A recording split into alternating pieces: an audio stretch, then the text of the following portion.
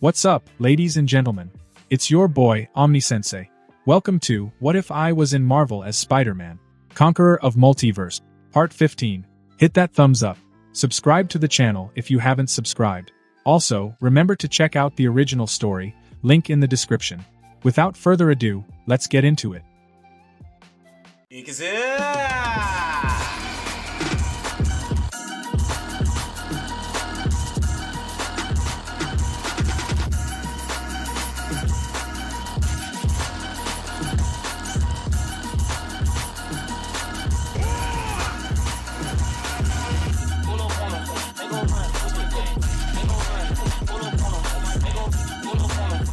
Batman's gaze bore into Peter and Tony, his stoic demeanor demanding answers. Who are you, and how did you come into possession of those communications devices? Peter offered a casual shrug. I'm just your friendly neighborhood Spider-Man. He then took a mock-thinking pose. As for the comms, well, I found them abandoned on the road of life. Tony, on the other hand, decided to play along with the banter, adopting an air of arrogance. And I'm your average genius, billionaire, playboy, philanthropist, similar to yourself, he adds, sending a knowing look Batman's way. The annoyed and surprised look on Batman's face was evident, but he had more pressing matters at hand. Ignoring Batman's piercing glare, Peter turned to Superman, who protectively cradled Lois in his arms. Thank you for saving her. I don't know what I'd do if anything happened. You're welcome, Peter replied nonchalantly, as him and Tony shared a glance. They knew exactly what would have happened if Lois died. Tony smirked as his face mask flung open. Yeah, no problem, big guy. So, Peter gestured toward Joker, whose face was grotesquely mangled from the acid, and Harley, who was starting to regain consciousness. You might want to deal with these clowns? Superman's eyes narrowed dangerously as Peter explained what happened. Joker and Harley planned to use scarecrow toxin mixed with kryptonite to trick you into killing Lois. But you have nothing to worry about now. I've already healed her and removed the toxin that was in her system. The realization hit Superman like a speeding locomotive, his face hardening with anger as he realized the magnitude of the danger Lois had been in. She wasn't just in danger from the Joker, but himself as well. Tony chimed in, offering a bit more info. And the bomb, which would have leveled the entire city upon her death, is also defused and safely relocated. Superman's eyes began to shine red with rage as he readied to unleash his heat vision upon the Joker, whose taunting laughter had begun to fill the air. Ha ha ha. But just as he was about to exact his vengeance, Batman stepped forward, placing a calming hand on Superman's shoulder. Lois, exhausted from the day's chaos, had fallen asleep in his arms, providing a sliver of an anchor to his simmering anger. Batman's voice was firm as he spoke to his friend. You're a better man than this. Green Lantern added his support. Yeah, don't do something you'll regret for the rest of your life. A collective sigh of relief swept through the group as Superman calmed, his eyes dimming back to his normal baby blues. Before the situation could settle any further, Wonder Woman stepped forward, her voice carrying the weight of her convictions. Why are you defending these murderers? She began, her words as sharp as her blade. Let's not forget the countless lives they've taken and the infinite second chances Batman has granted them. They go to Arkham for a month or two and then escape. And every time they escape, innocent people pay the price for our mercy, for Batman's mercy. We can't keep giving them chances, as the blood on their hands will no longer be just theirs alone but will stain ours as well. A heavy silence fell upon the group as Superman looked down at his sleeping lover and then to Joker, who had started to laugh again, loving every second of this. Joker goaded them. Come on, do it, he jeered, his tone as twisted as his grin. End my life, and our lives, or do you want to see me escape again?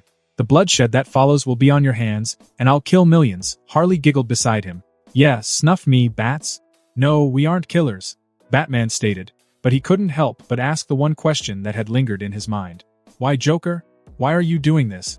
Usually this is about you and me. Joker's deranged eyes locked with Batman's and he scoffed.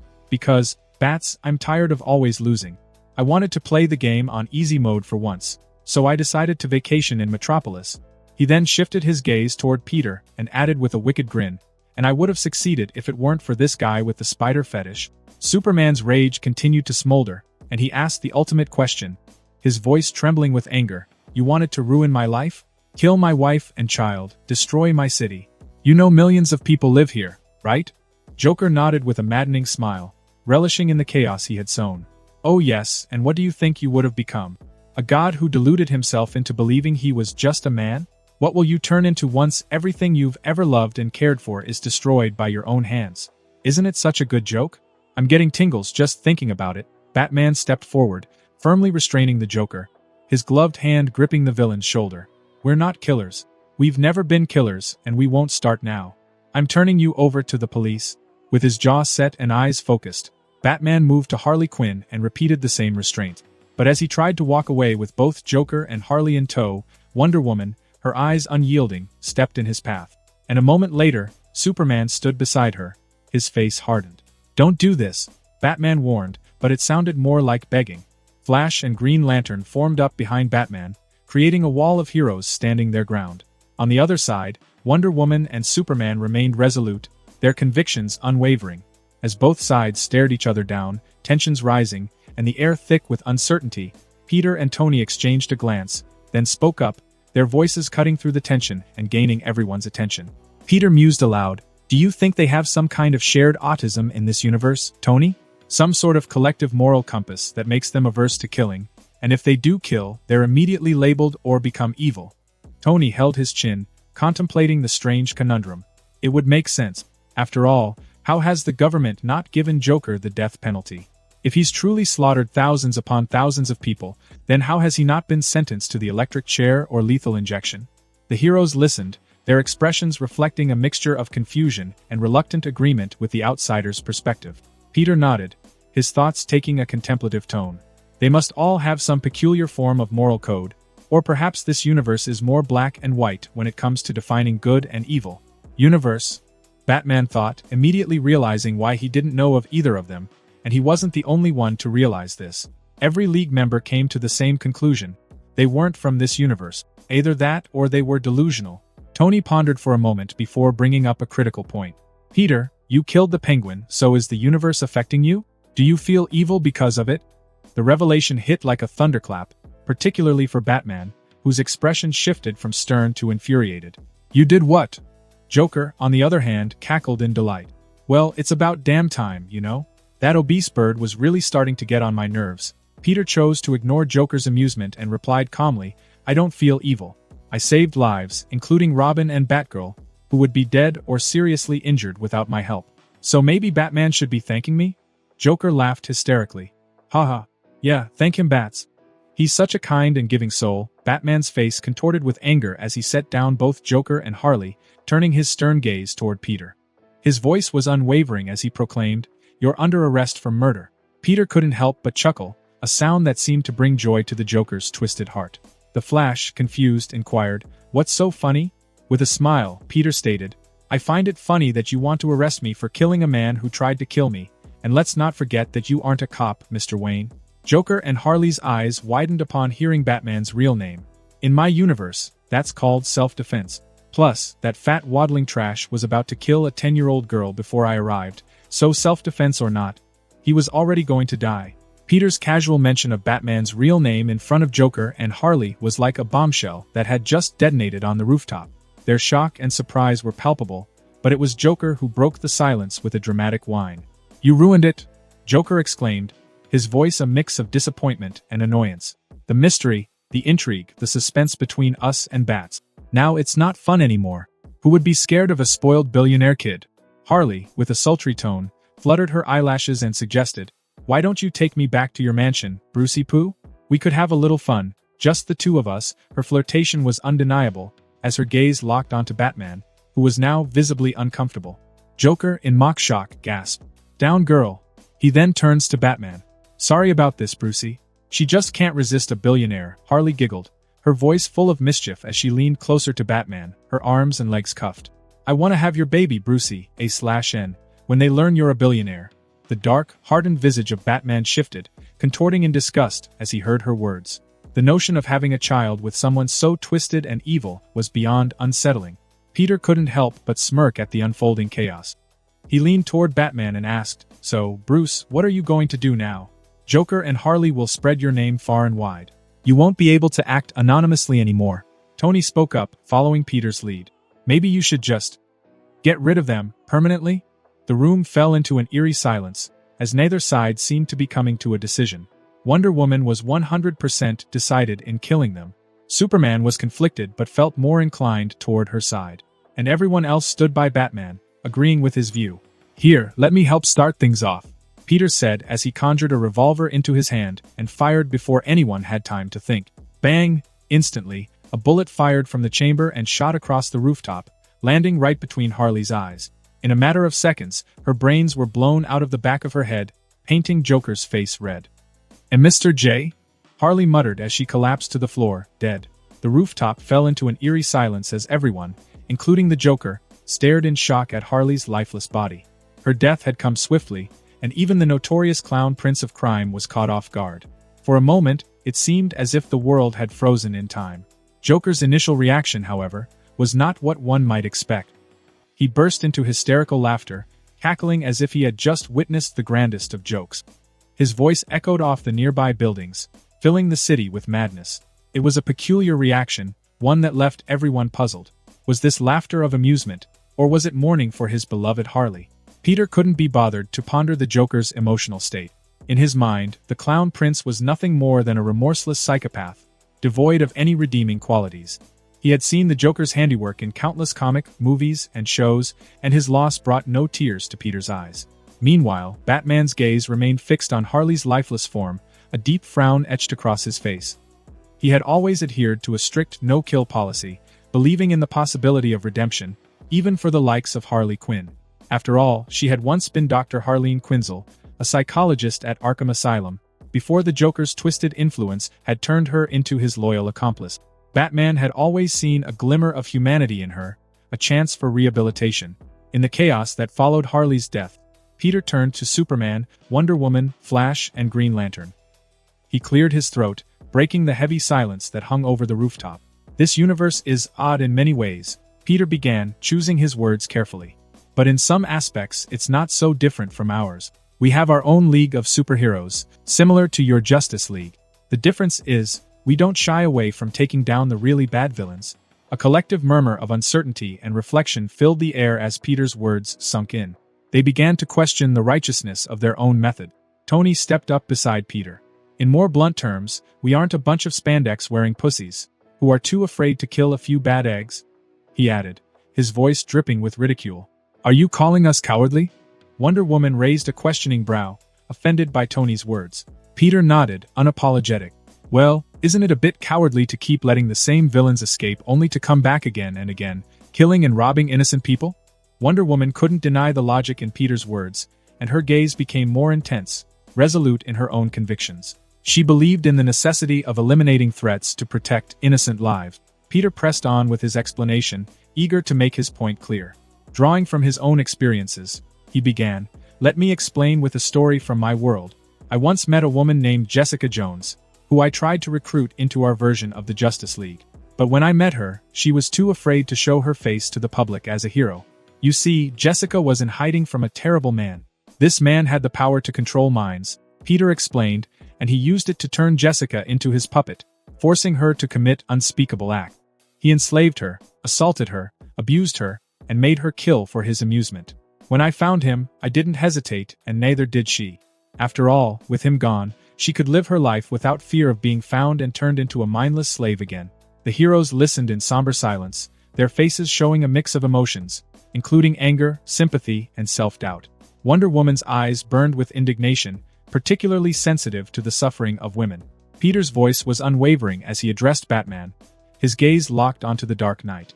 "So, Bruce, should I have let Kilgrave live? Should I have let him escape whatever prison the system put him in and continue to torment others? Would that have made me a better man like you?" Batman's gloved fists clenched, his inner turmoil evident, but he replied firmly, "We aren't executioners. We can't play judge and jury." Despite his stance, Batman couldn't shake the doubt that had begun to fester within him. The lines between right and wrong had blurred, and he was left grappling with the unsettling notion that perhaps he wasn't always on the right side of justice. Peter's voice grew more resolute as he continued, emphasizing a crucial point.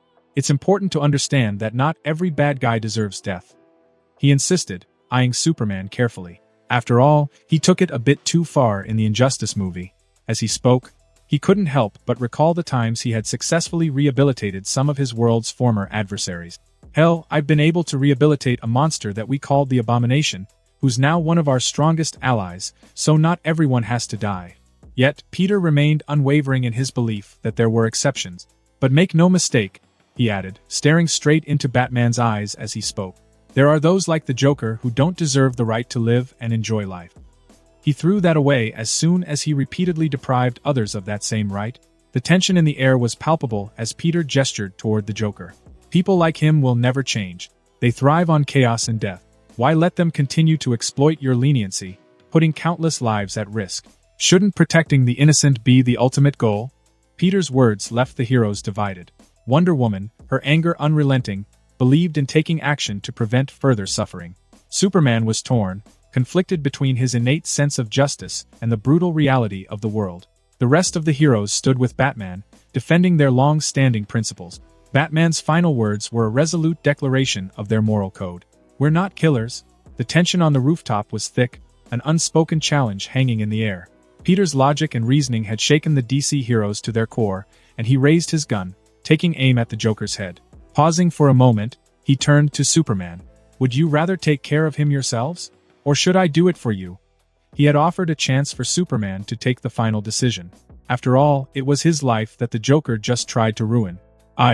Superman stood frozen, torn between the desire for retribution and his responsibilities.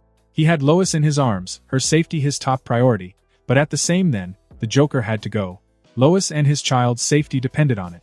Before a decision could be reached, Batman acted swiftly, pulling a batarang from his utility belt and hurling it toward Peter's gun. It sliced through the air with precision before Peter reached out with his free hand, catching the oddly shaped blade. Batman turned to Flash, who stood nearby, and ordered, "Take Joker and run." Without hesitation, the Flash sprang into action, an electrifying burst of speed that took the Joker with him. The maniacal laughter echoed through the night as the two vanished, leaving the heroes to grapple with their unresolved choices. Peter watched as the Joker and Flash disappeared into the distance. Sighing to himself, he eyed the batarang in his grasp for a moment before stashing it away in his suit. "I'll add this for my collection. Should we go after him?" Wonder Woman asked. Superman, torn between pursuit and safeguarding Lois, watched the Joker's escape, his frustration growing. He looked down at Lois, her peaceful slumber a stark contrast to the turmoil around her, and made his decision. "We'll find the Joker later," he said, his voice tinged with determination, "but for now, Lois's safety comes first." As Superman came to this conclusion, Batman had already engaged Peter in a furious confrontation. Batman attacked with calculated precision, but Peter's mastery of combat and superhuman abilities gave him an overwhelming advantage. He deftly blocked and deflected Batman's strikes without moving a single step. "All right, this is enough." With a casual backhand, Peter sent Batman hurtling through the air, and the Dark Knight crashed into a conveniently placed cushioned chair conjured by Green Lantern. As Green Lantern prepared to join the fray, Superman appeared between the combatants, his presence commanding attention. He spoke with authority, putting an end to the clash. "Stop this," Superman urged, his voice resonating with a sense of urgency and responsibility. "We have much to discuss. Meet me at the Watchtower. There are decisions to be made about the future of the Justice League." Peter, a smirk playing on his lips, knew he had set them on a path of reflection. Hopefully, they would be able to find the sweet spot between benevolent heroes and bad guy murderers. "Good luck with that," Peter said as he began to walk away, his steps carrying an air of confidence. Tony followed. "Are we leaving already?" he groaned. Before they could depart, Superman called out, "Wait, can you come to the Watchtower? We could use your insight on all of this!" Exclamation point. Batman didn't like where this was going. "Clark, I don't think that's a good idea." Ignoring Batman, Peter shrugged and agreed, his stomach rumbling audibly. "Fine, but we need to grab some food. We haven't eaten since we arrived in this universe." Tony, perking up at the idea of staying a while longer, added, "Yeah, I could go for a burger right about now." The Watchtower, an awe-inspiring space station that served as the Justice League's base of operations, orbited silently above the Earth. Its massive structure gleamed in the cosmic backdrop, an emblem of strength and unity. The exterior of the Watchtower was adorned with the iconic emblem of the League, a beacon for hope and justice. Inside, on one of the top floors, Superman gently laid his beloved Lois on the spacious bed of his private room. He had brought her to the Watchtower, not as a hero, but as a husband and soon-to-be father. The need to protect her and their unborn child had become his paramount concern. He gazed at her with affection, the weight of responsibility heavy on his broad shoulders. As he ensured Lois was comfortable and safe, Batman stood stoically in the doorway, his scowl more pronounced than ever. The tension between the two iconic figures was palpable, a reflection of the current divide among the Justice League. Meanwhile, in the cafeteria, Peter and Tony sat at a table, savoring their burgers. Batman managed to separate them from Superman, hoping to talk some sense into him before the League meeting started. Superman, without turning away from Lois, softly inquired, "Did you call everyone?" Batman replied curtly, "Yes, I called for a full-scale League meeting." Clark nodded, "And will Flash be joining us? Or is he too busy hiding the Joker from me?" Bruce shook his head. "No, and he's not hiding the Joker from you. I know you won't kill him, you're better than that. You may be contemplating his death, but you haven't come to a decision yet," he said, and he wasn't wrong. "I'm hiding him from Diana and our guests. Diana's attitude is troubling, but our guests are another story entirely. We can't let them corrupt and destroy everything that we've built." Clark's eyes remained fixed on Lois, their love a source of solace and concern. He acknowledged Bruce's point with a nod. "I understand that you're opposed to killing, but you should at least keep an open mind. Because what we're doing now isn't working, you have to see that, right?" "I didn't truly notice it until today." Bruce's resolve hardened. "It may not be perfect, but the way we do things is the right way." Clark shook his head. "And that's where we disagree. Hopefully, having more voices might help us reach some sort of understanding." Bruce couldn't argue with that, but he also couldn't shake his fundamental belief. He finally spoke his mind. "I'll be honest, Clark. I'm conflicted about all of this. I've always followed a strict code against killing, and I know it's a slippery slope, but so is murdering every criminal that pisses us off. We aren't gods, nor are we the government. We can't just go around acting like judge, jury, and executioner." Clark nodded, his mind racing with all sorts of ideas. "You're right, we aren't gods, but we could easily be the government if we wanted to. It would take less than a day for me to take over this entire planet, and less than an hour if I had the League's backing." Bruce's eyes go wide in shock. "You can't be serious." Clark, still focused on Lois, took a deep breath before turning to Bruce. "You know, Bruce, I don't blame you for not killing the Joker. I know you're just a man trying to do your best in an impossible world, like me and every other League member. But I do blame the system, the government. Our guests were right when they said the Joker should have been sentenced to death by now. After all, how many thousands of people has he killed?" Bruce but clenched his fists and answered. 79,698. He kept count of every single murder. Clark froze for a moment, not realizing that it was actually that much. "And that's all that's been linked to him. I wonder how many murders we don't know about." The room went quiet for a moment. "Bruce, I think I'm starting to realize just how corrupt and ineffective our justice system is." Batman's shoulders slumped as he let out a tired sigh. "Yes, but that doesn't mean we have to dash," he began to argue. But just then, Wonder Woman appeared behind him at the end of the hall, her presence commanding attention. "The League members have arrived and are waiting for us to start the meeting," she informed them. Clark nodded. His talk with Bruce only seemed to strengthen his resolve. "Bruce, Diana, go ahead of me," he instructed. "I'll pick up our guests from the cafeteria." "I don't think non-League members should be dashed," Bruce tried to protest. But Diana firmly took his arm, guiding him away, leaving Clark to prepare for the difficult discussions that awaited.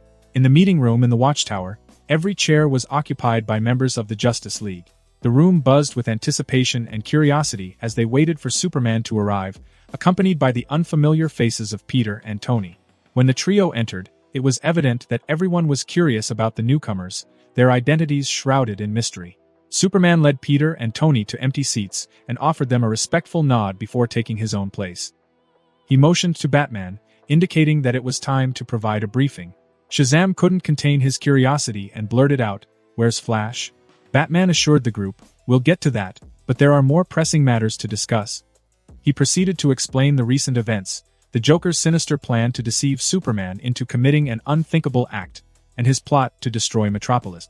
As the story unfolded, the League members listened in rapt attention. Batman continued, begrudgingly emphasizing how Peter and Tony had thwarted the Joker's scheme. The new guests earned nods of respect and acknowledgement from the gathered heroes. Green Arrow raised an eyebrow and inquired, "So, did you call us here just to give us a mission report? Sounds like a waste of time." "No," Superman interjected, silencing the room. "Today's events have opened my eyes to a bigger problem, a problem I want to discuss with the League. I need your perspectives." Aquaman questioned, "What problem are you referring to?" Wonder Woman, her voice resolute, declared, The problem is criminals like the Joker. No matter how many times we arrest him, he escapes, repeats his crimes, and innocent people pay the price, often with their lives or the lives of their loved ones. Tension filled the room as her words hung heavily in the air. Shazam posed the inevitable question, what are we supposed to do about it? Isn't our job to catch the criminals and let the government handle the rest? Superman affirmed Shazam's point and then added, yes, but I want to change that. The way we operate needs to change before more people get hurt or, worse, killed because of our negligence and leniency. Black Adam spoke up, his voice a mix of interest and curiosity. Do you mean what I think you mean, Superman? Are you suggesting we kill people? Superman paused for a moment, his gaze unwavering, before nodding. If it's necessary, yes.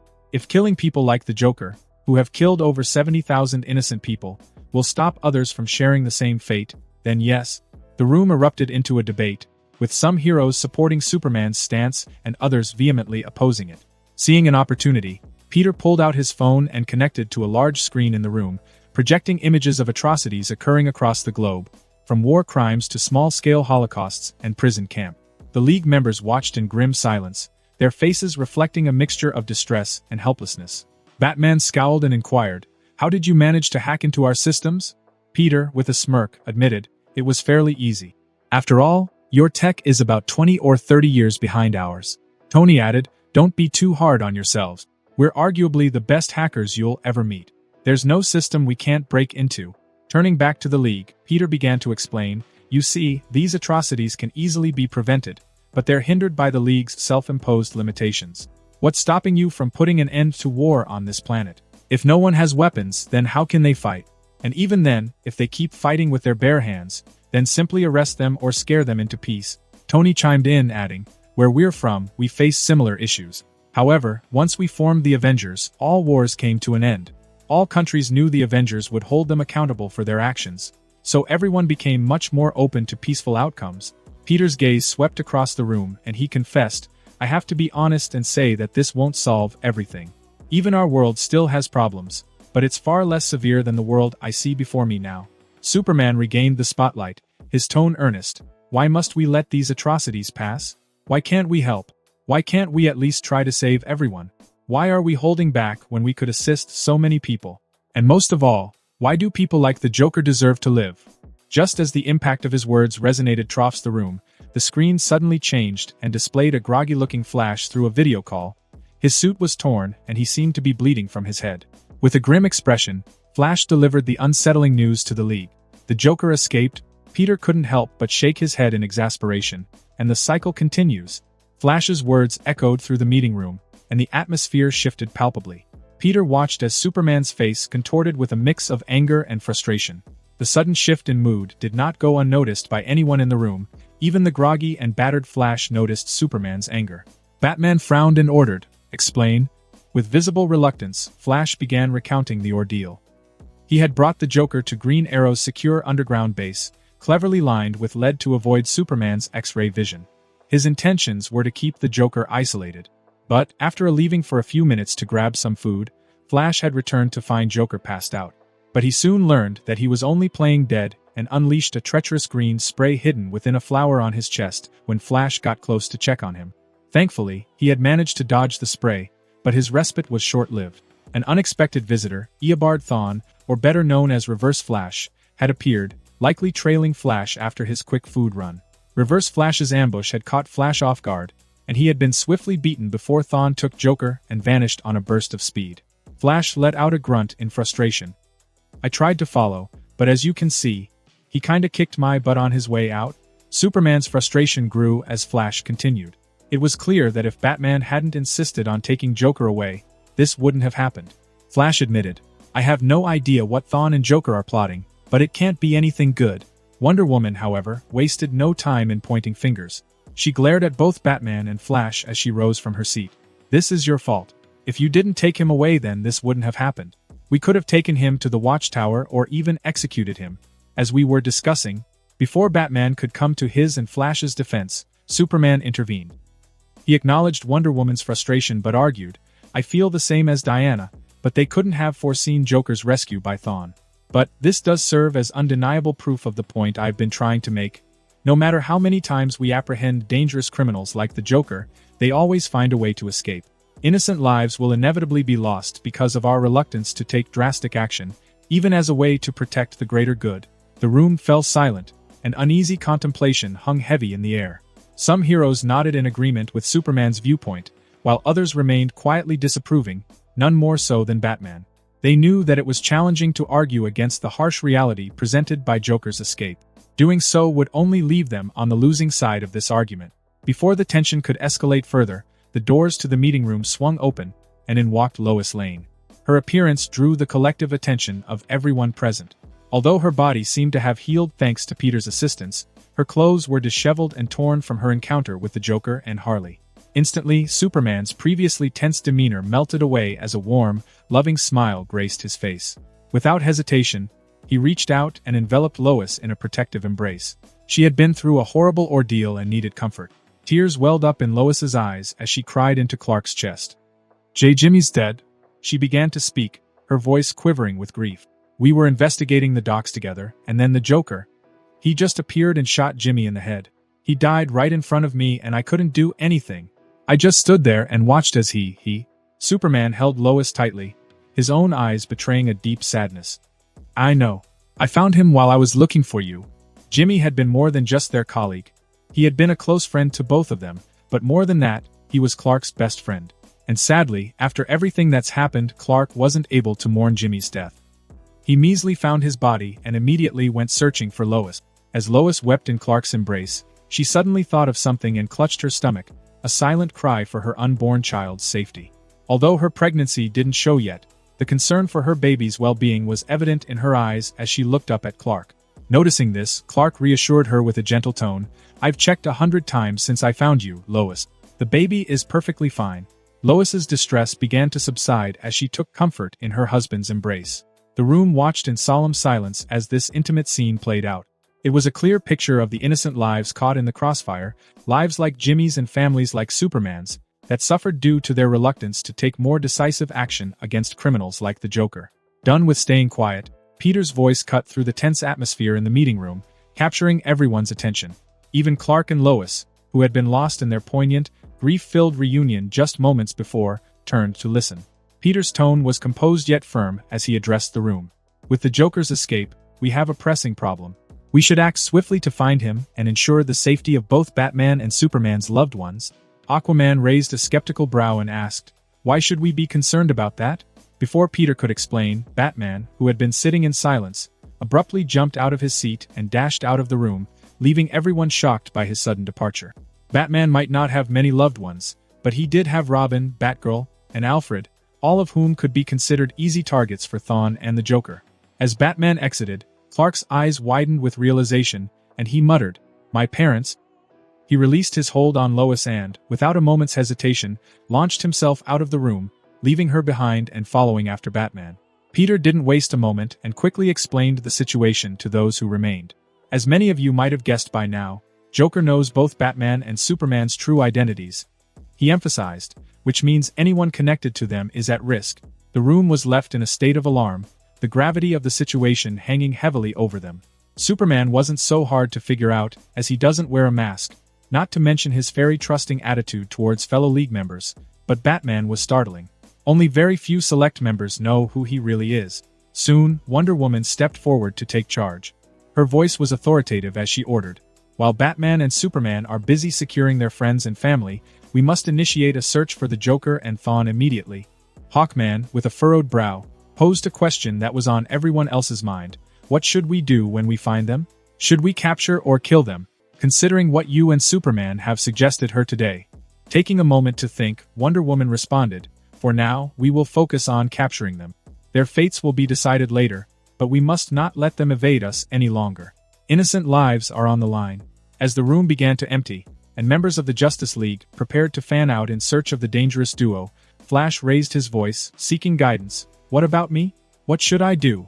Wonder Woman, with a hint of concern in her voice, instructed, "Return to the Watchtower for a thorough checkup, Flash. You don't look too good." Flash smirked, blood dripping down his lip. I didn't know you cared so much about me." Diana sneered in annoyance. "I don't." She refused instantly as she marched out of the room. I just don't want you interfering in this more than you already have. You can pretend all you want, but I know you love me. Flash yelled at her as she walked off, and once she was gone he ended the call. As the last ones remaining, Peter and Tony looked between one another. Should we get back to fixing the ship? Peter asked. Fine. Tony begrudgingly agreed. But we can't leave too early. I want to see what they decide to do. This is so much better than reading a comic or watching a movie. Sure, besides it shouldn't take too long to fix the ship. Peter shrugged as he waved his hand and opened a portal. In the shadows of the night, Eobard Thawne brought the Joker to a concealed base hidden deep within a labyrinthine network of underground tunnels beneath Gotham City. As they traversed the tunnels and entered a dimly lit chamber, the Joker, surprisingly, found himself among some familiar-looking colleagues. The room was filled with all sorts of notorious criminals, from Poison Ivy and Bane to Bizarro and Brainiac. Each of them were big names in his line of work. Joker's arrival did not go unnoticed, and the mix of wicked smiles and annoyed scowls of his fellow villains hinted at the divide in the room. I still disagree with recruiting this clown. He can't be trusted. Poison Ivy was the first to speak. It's already been decided by a majority vote. Just let it go. Sat at the forefront of the group, Lex Luthor waved off Ivy's concerns before turning back to the new arrivals, smiling welcomingly. Thawne, I see you found our friend. Joker frowned for a moment, but soon enough his trademark smile returned. I don't remember us being so friendly, Lexi. Lex shrugged as if it didn't matter. Well, things change, and we've brought you here to offer you a chance to join us, he declared, his voice laced with a chilling undertone. What's this? Are you putting together some sort of boy band? Joker's manic laughter filled the room before his eyes landed on the females in the room. If this is a boy band, then I refuse to join with these girls around. You know they have cooties, right? It's a deadly disease. My poor Harley couldn't withstand it for long. As the woman in the room rolled their eyes in annoyance, unaware of Harley's death, Lex finally got to the point. No, not a boy band. I would say that we're more of an antithesis of the Justice League. Joker raised a brow, finding that to be a very interesting idea. Tell me more. Since the Joker's escape, the Justice League had been on high alert. Their patrols had intensified, blanketing the world with their presence. News channels buzzed with reports of Justice League sightings, but the public remained in the dark about the real reason behind these activities. All they knew was that something grave was afoot, given the League's unprecedented mobilization. Back in the Watchtower, Batman and Superman returned with their loved ones. For Superman, that meant bringing his elderly parents, Jonathan and Martha Kent, to the space station. He had decided it was best to keep them away from Kent Farm for the time being. It was an unusual sight for the elderly couple as they were teleported, via the boom tube, up to a space station filled with all sorts of high-tech marvels that they didn't come close to understanding. Jonathan Kent scratched his head, his eyes wide as he marveled at the advanced surroundings. Son, is this the Watchtower you've told us about? What's going on here? Why the rush to get us out of the house? Superman exchanged a knowing glance with Lois, who was waiting for their arrival. Yes, Mom, Dad, this is the Watchtower, a safe place for now. He then motioned to Lois. And as you already know, this is Lois. We'll explain everything shortly. As they showed Jonathan and Martha around and explained why they were brought to the Watchtower, Clark and Lois noticed a sense of bewilderment on the elderly couple's faces. However, as the couple shared their concerns about the situation, Clark and Lois decided to reveal a piece of joyful news to smooth things over. Mom, Dad, there's something important we wanted to tell you, Clark began, a warm smile on his face. Lois and I are going to have a baby. The revelation had an instantaneous and miraculous effect. Jonathan and Martha's concerns about everything they've learned simply melted away. Tears of joy welled up in Martha's eyes as she pulled Lois into a heartfelt embrace. Oh, that's wonderful, dear. Jonathan clapped Clark on the back, his eyes glistening with pride. You're going to make a great father, son. I know it. In that moment, the worries of the outside world faded away as the Kents celebrated a new member of their family. It was a brief respite from the turmoil they had found themselves embroiled in. Meanwhile, in another part of the Watchtower, Batman was handling his own delicate situation. He had brought his most important people as well. Robin, Batgirl, and even Alfred, whom he had coerced into donning one of his old batsuits to help hide his identity, which made the poor old man look like some sort of elderly trick-or-treater on Halloween. The reason for the suit was simple. Alfred's identity is forever linked to Bruce Wayne. And although Bruce's identity may be compromised, that doesn't mean he would throw away all precautions. As he settled them into their temporary quarters, Robin and Batgirl couldn't help but voice their discontent. We don't need protection, Robin argued. We've handled ourselves pretty well so far. Batgirl chimed in, crossing her arms. Yeah, we're not helpless, you know. Well, you could have fooled me. Batman looked at both of his protégés with a heavy dose of skepticism. Did I or did I not just pick you two up from a GPD prison cell? That's not our fault, Batgirl exclaimed in protest. Robin nodded his head. Yeah, it was that asshole who knocked us out after stealing our comms. Excuses? Bruce shook his head. The fact that you were arrested is no one's fault but your own. And because of that, I'll be increasing both of your training schedules. What? Both sidekicks exclaimed in dread. You heard me. Bruce raised an annoyed brow. Besides, you're both extremely lucky that it was Commissioner Gordon who found you, or else the whole world would know exactly who Robin and Batgirl truly are. Robin sighed in defeat. Fine, we messed up, but do we have to stay here? Yeah, can't we at least stay with you? Batgirl asks, filled with hope. We can handle the Joker, you know that? No. Batman answers simply. This goes beyond the Joker. Alfred, ever the loyal butler, nodded in agreement. Master Bruce may not say it very nicely, but he is correct. We should stay here until this business is dealt with. After their protests had subsided, Batman left them to settle in, with Alfred keeping a close eye. As he walked the corridors of the watchtower, Bruce couldn't help but feel the weight of the world pressing down on him. Not only was the Joker was still out there, but he also had to fight the growing murderous sentiments rising in his own organization. Just then, he turned a corner and almost collided with Superman. Both heroes seemed drained, their shoulders slumped as they stood face to face. Superman broke the silence. Bruce, any trouble on your end? Batman shook his head, a brief moment of camaraderie amid the tension. No issues, just ensuring everyone is safe. How about you? A faint smile touched Superman's lips. My parents are fine. They're a bit confused about everything, but the news about the baby lifted their spirits. Just as the two of them were about to delve into their ongoing debate about the kill or not kill policy regarding criminals, an alarm blared through the watchtower, cutting their conversation short. Both heroes immediately made their way to the Situation Room, where emergency calls and situation reports were received and assessed. As they entered the room, Batman swiftly took a seat at the computer terminal and noticed the activated emergency beacon signals for Hawkman and Hawkgirl. Instantly, Bruce got to word and pulled up the CCTV cameras, which displayed a dimly lit street, and both heroes were visible, but the Hawk couple's condition sent shivers down their spine. On the screen, Hawkman and Hawkgirl lay in a puddle of their own blood, battered and broken. Their faces contorted in pain, and it was evident that they were in dire need of assistance. The feed showed them in a condition close to death, breathing shallow breaths as blood quickly drained from their bodies. And not a single perpetrator was in sight. Flashback moments earlier, high above a bustling city, Hawkman and Hawkgirl soared through the night sky. The couple was on patrol, their keen eyes scanning for any signs of the Joker, as well as the accomplice that broke him out of Flash's custody.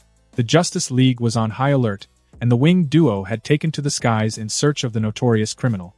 Their wings flapped gracefully as they glided through the cool night air. The anticipation weighed heavy on them, knowing that the Joker was a cunning adversary, but their determination to bring him to justice spurred them on. I've got a bad feeling about tonight, Hawkgirl confessed, her golden mace clutched tightly in her hand. It's just too quiet. Hawkman nodded absent-mindedly as his gaze scanned the city below, the feathers on his wings rustling. Just stay alert and we'll be fine. As they continued their patrol, their sharp eyes picked up a hint of movement down on the darkened street. It was a familiar figure, clad in a purple suit with a bright green hair. The Joker had appeared, his malevolent grin visible from even this height. There he is, Hawkman exclaimed, his voice determined. Let's take him down. They dove swiftly, aiming to corner the Joker before he could escape. But as they descended, the Joker led them further into the dimly lit streets, a sinister laugh echoing around them. The narrow alleyways swallowed them, and their descent landed them in a concealed courtyard, surrounded by tall buildings. It was a trap, and the Joker had lured them right into it. From the shadows emerged a figure, massive and imposing. Bizarro, the reverse version of Superman, stood there, his pale, chalky skin and unnatural features contrasting sharply with the night. His crimson eyes locked onto Hawkman and Hawkgirl. Joker brought friends? Bizarro grumbled, his voice distorted and twisted. Me fight you now. Hawkman and Hawkgirl shared a quick, concerned glance before they surged into action. Hawkman lunged at Bizarro first, his mace swinging through the air with the intent to strike a powerful blow. Bizarro, however, moved with astonishing speed. He dodged Hawkman's attack effortlessly, then retaliated with a crushing punch to Hawkman's midsection, sending him hurtling backward into a brick wall. The impact left cracks in the wall, and Hawkman slumped to the ground, groaning in pain. Hawkgirl, undeterred by her partner's plight, lunged at Bizarro, her mace whirling around her like a deadly weapon. She aimed for his head, hoping to disorient him. But Bizarro was ready. With his superhuman reflexes, he caught her mace in midair with one hand and yanked it from her grasp. His other hand snaked out, gripping her by the throat and hoisting her into the air. Hawkgirl struggled, her wings flapping frantically, but Bizarro's strength was overwhelming. He grinned sadistically, reveling in her futile resistance. "You're weak," he sneered. Hawkman, having recovered from the wall collision, lunged at Bizarro again, his wings spread wide. But Bizarro was too fast, shifting his grip on Hawkgirl and using her as a shield. Hawkman's attack struck his partner instead, sending her sprawling to the ground, dazed and bleeding. The fight was completely one-sided, a brutal display of Bizarro's power. Hawkman and Hawkgirl tried their best, but they were outmatched in every way. Bizarro battered them relentlessly, his blows striking with bone-crushing force. They were left battered and bloody, on the verge of death, their wings tattered and broken. As Bizarro continued his assault, the Joker watched with sadistic glee, reveling in the first of many hits he had orchestrated on behalf of his new club. It was a nightmarish encounter, a brutal reminder that even the mightiest of heroes could be brought to their knees with the right weapon. Flashback end. Batman and Superman arrived at the grim scene too late. The perpetrators were already gone, leaving behind the bloodied forms of Hawkman and Hawkgirl in the middle of the street. Rushing to check them over, Batman soon came to a startling and soul-crushing realization. "They're dead." Superman knelt by their side, his eyes filled with sorrow and regret. His superhearing confirmed what his friend had already told him. There was no heartbeat, no breath. They had bled out from their wounds, their lives extinguished. "We're too late," Clark muttered in regret. Batman stood silently, his fists clenched, feeling the heavy weight of their loss. Did the Joker do this? He wondered, regretting his past actions more and more. As they beat themselves up for being too slow to intervene, their comm devices buzzed with urgency. A chorus of emergency beacons were going off, each signal representing a fellow member of the Justice League in distress. Instantly, the realization struck Batman like a bolt of lightning. "The League is under attack," he declared, his eyes wide in shock. Whilst Peter and Tony worked on repairing their ship, the earpieces they stole from Batman's minions suddenly started going off like crazy. "What the hell is going on?" Tony asked as he turned off his blowtorch. Peter sighed and tossed his screwdriver aside. "No idea, but it's probably not good." The shrill sound of alarms blared through the watchtower, each pulsating ring echoing the urgency of the situation. Batman's voice cut through the chaos as he issued the distress call, summoning every available League member to the heart of their headquarters. "The League is under attack. All available members report immediately to the watchtower for emergency assignment." Peter and Tony heard his call through their stolen comms. Instantly, they glanced at each other, tension thick in the air. Fixing the ship had been a dull and monotonous task, but this was an entirely different matter. Tony's eager eyes pleaded with Peter, the desire to be part of the action clearly etched across his face. Peter sighed, knowing that there was no way Tony would be content sitting this one out. He waved his hand, creating a shimmering portal right beside them. "All right, let's go see what's happening." With an excited grin, Tony stepped through the portal, followed closely by Peter. The portal snapped shut behind them, leaving the spaceship repairs momentarily abandoned. As they emerged in the watchtower, they were met with a flurry of activity. League members were pouring in from every corner, each having used the boom tube, the teleportation system designed to get them to the watchtower in record time. There was an air of tension that hung heavy in the room, especially because some of their fellow heroes were absent. Batman, ever vigilant, eyed Peter and Tony with his usual stoic expression. He might not have liked them, but the situation demanded their cooperation, and he wasn't about to kick out potential allies in the fight against this unforeseen threat. With everyone assembled, Batman approached a control panel and, with a swift motion, activated a massive screen that dominated one wall of the room. The screen lit up with a grim display, showing the status of various League members who were currently under attack. Superman's eyes narrowed as he watched the screen, a mixture of anger and concern etching his features. The Joker, a man responsible for countless atrocities, stood alongside Bizarro, an entity that had brought him nothing but grief over the years. They were engaged in a brutal battle with Cyborg, who appeared to be on the losing end of the confrontation. As he witnessed the chaotic scene, Superman's grip on the armrest of his chair tightened.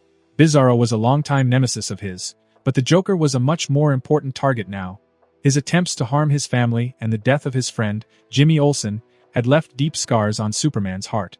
This was not just another mission, it was personal. Batman's gravelly voice cut through the room, drawing the attention of every hero present.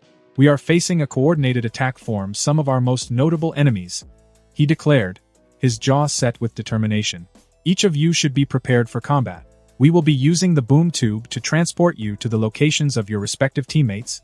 Batman and Superman failed to mention anything about the deaths of the Hawk couple, which was most likely due to the fact that they were running low on time. If they didn't move quickly, then others would no doubt succumb to the same fate. As the room buzzed with energy and tension, Tony raised his hand, capturing the attention of those present. "We're here to help. Send us wherever you need us." Superman, his expression softening, nodded in approval. "Thank you both. Your assistance will be greatly appreciated." Without wasting another moment, Batman operated the control panel once more. The room vibrated with power as the boom tube activated. One by one, League members disappeared with a flash of light, ready to confront the threats that had befallen their comrades. Peter and Tony shared a brief look before disappearing as well. As everyone left, including Batman and Superman, the watchtower fell into a calm silence, contrasting heavily with the chaos taking place on the planet below. Emerging from the boom tube, Peter found himself hovering above a bustling city, his keen senses immediately focusing on the turmoil across from him. High above the city, two figures, clad in green and yellow, clashed in the skies, locked in a vicious battle that threatened to tear the city apart. The first figure was none other than Green Lantern, a hero Peter had met before. However, the state he was in now was a stark contrast to the confident and formidable hero Peter remembered. Green Lantern's suit was tattered and torn, blood trickled down from a split lip, and numerous cuts marred his body. He was struggling against a powerful adversary, clearly fighting a losing battle. The source of his suffering was unmistakable, a sinister and imposing figure that radiated an ominous yellow light. Sinestro, the arch-nemesis of Green Lantern, was a sight to behold. His yellow power ring glowed with malevolent energy, casting an eerie illumination over his villainous visage. His skin was a sickly pale yellow, and his piercing blue eyes exuded a sense of cold and calculating menace. Insert picture of Sinestro here. Peter knew a bit about Sinestro and his yellow power ring, which was fueled by fear rather than the willpower that empowered Green Lantern's green ring. However, Peter was an exception to the rule. He didn't fear most people, and Sinestro was no exception. After fighting Dormammu and meeting beings like the Great Weaver, it's hard to be scared of most people. As the battle raged on, Sinestro, with a wicked grin, sent Green Lantern hurtling toward the ground. He summoned a lance of yellow energy, poised to impale the hero. It was a critical moment, and Peter decided it was time to intervene. With a burst of supernatural speed, Peter appeared beside Sinestro, delivering a swift and powerful Spartan kick to the villain's ribs.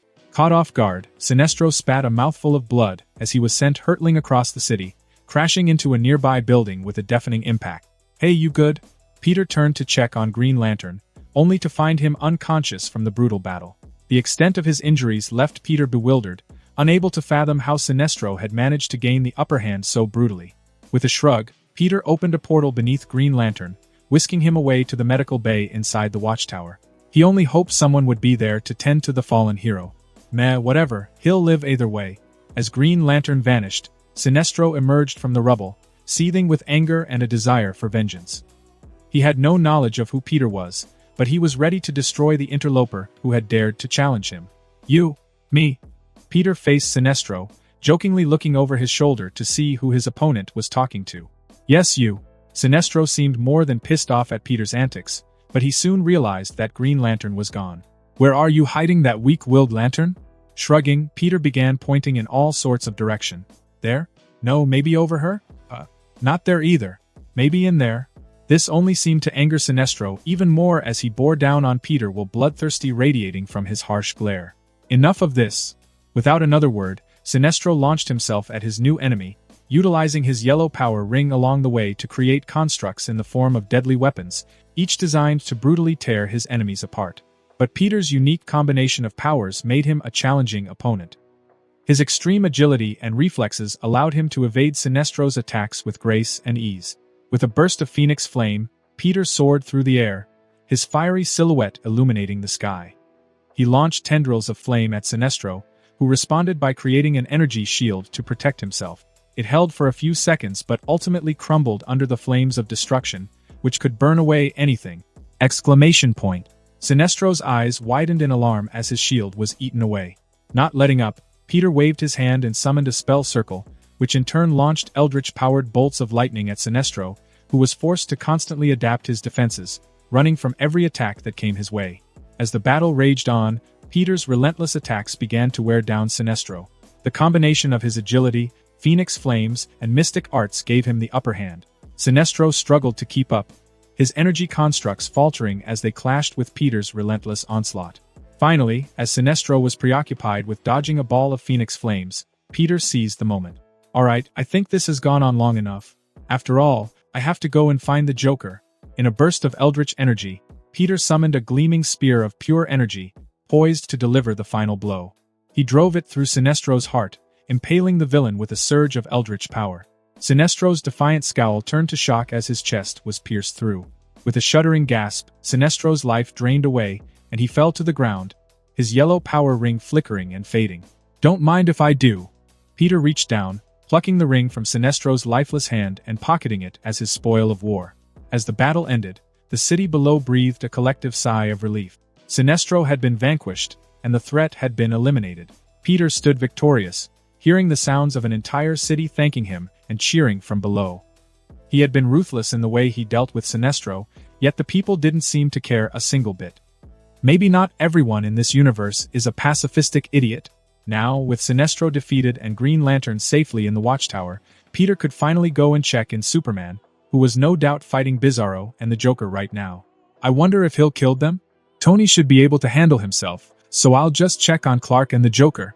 Opening a portal to the location where he had seen the Joker and Bizarro fighting Cyborg earlier, Peter stepped through and found a scene that he had pretty much expected to walk in on. In the futuristic city of Metropolis, Cyborg lay unconscious in a pile of rubble, his robotic body in pieces, though he was still alive. Across from him, Peter could see both Superman and Bizarro locked in a fierce battle high above the city. They were joined by Lex Luthor, who wore a high-tech suit that enhanced his powers enough to fight alongside Bizarro against Superman. He wasn't here earlier. Peter presumed that he had been waiting for Superman to take the bait and come after the Joker, who had recently attempted to kill Lois and his unborn child. And Lex's plan seemed to work perfectly, as Superman had come running as soon as he spotted the Joker.